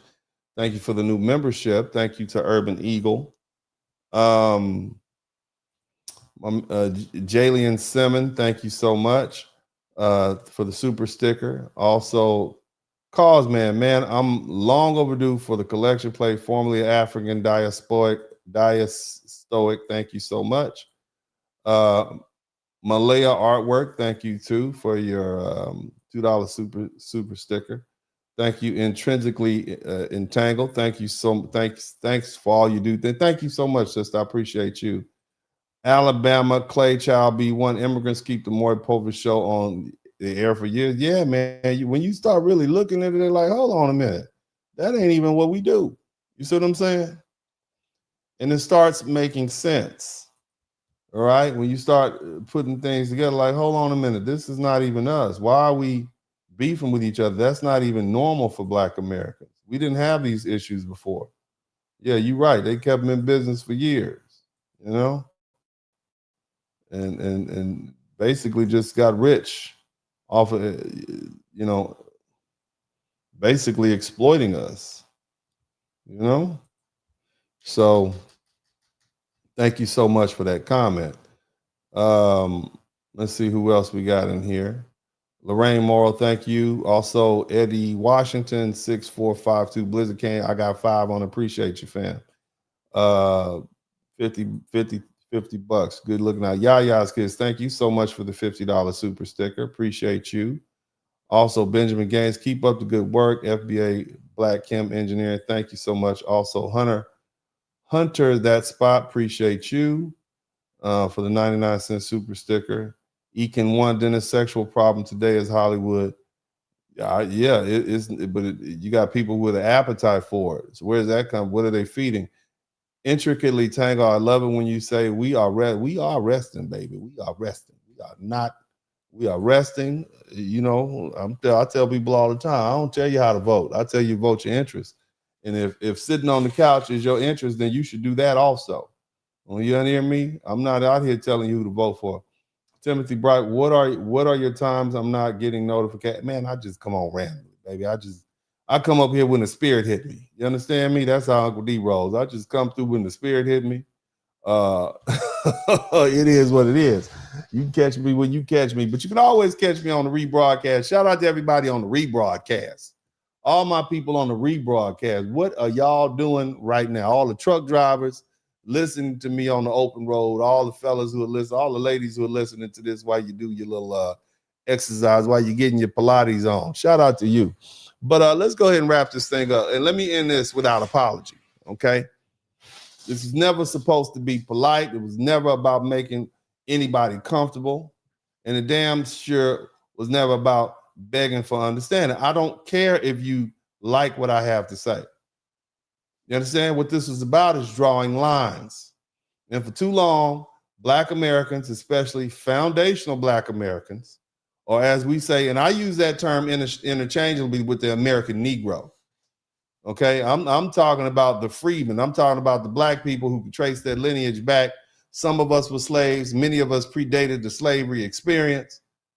You understand what I'm saying? I'm talking about foundational Black America. We've been forced to carry everybody's baggage. Shout out to Alicia Hofgarden. We might get to 20 super chats. All we need is 3 more, and I'll be ready to go. But anyway, like I said, we've been forced to carry everybody else's baggage, their burdens.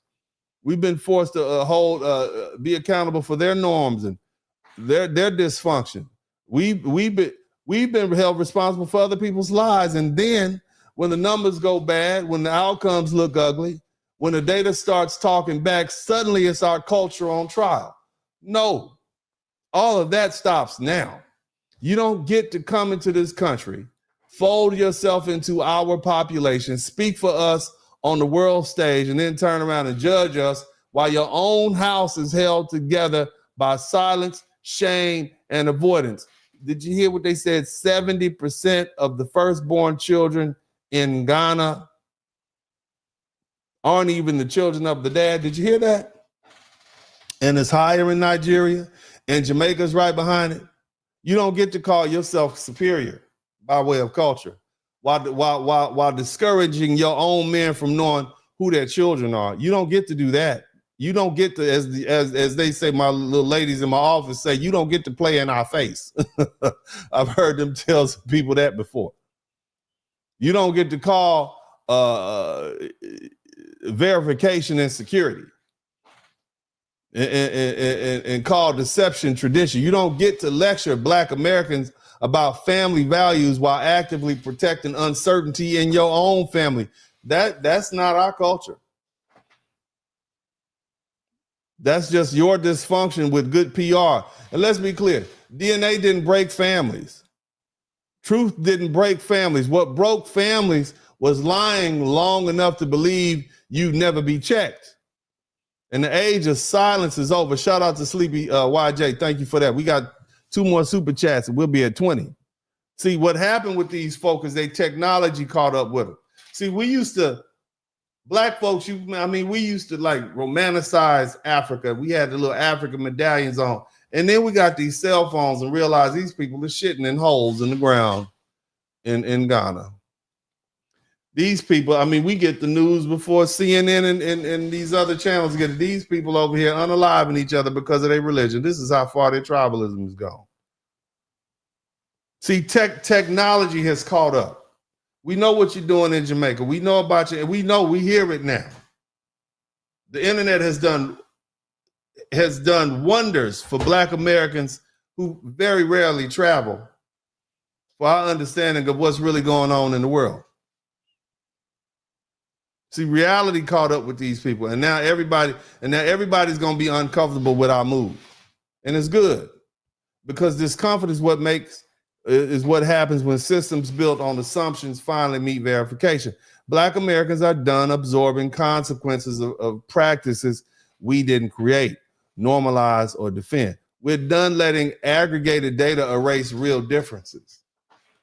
We're done letting people hide behind Black when it's convenient and disappear when accountability shows up. And let me say this as plainly as possible. We did not lose lineage because we were weak. We lost lineage because it was taken from us, because we were put on slave ships. Shout out to Kathy Smith and shout out to Downrange. You understand?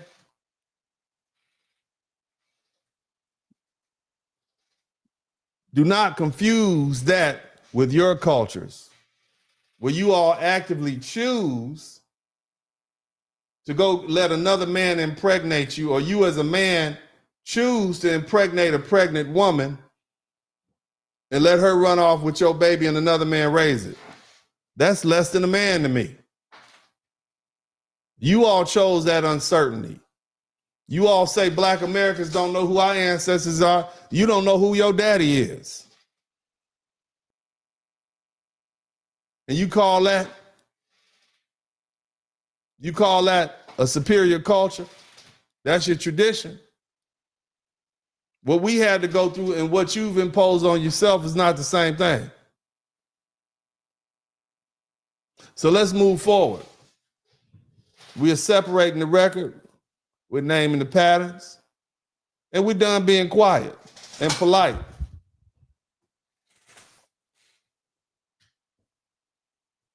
Again, this is not hate. It's just allotting responsibility. Black America is done carrying everybody else's mess. And that's about all I got to say about this.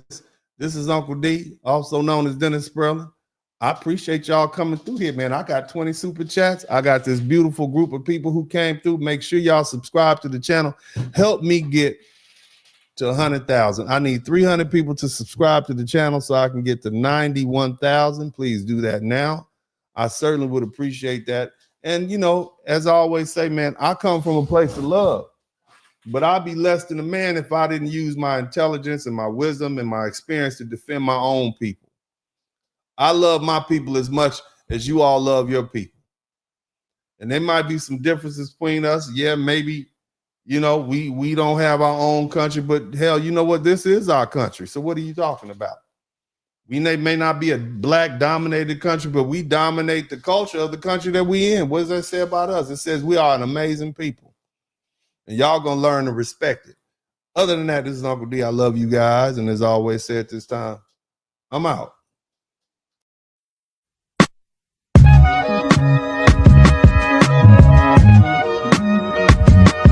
Dennis Spurling Podcast. Hit the like button, subscribe.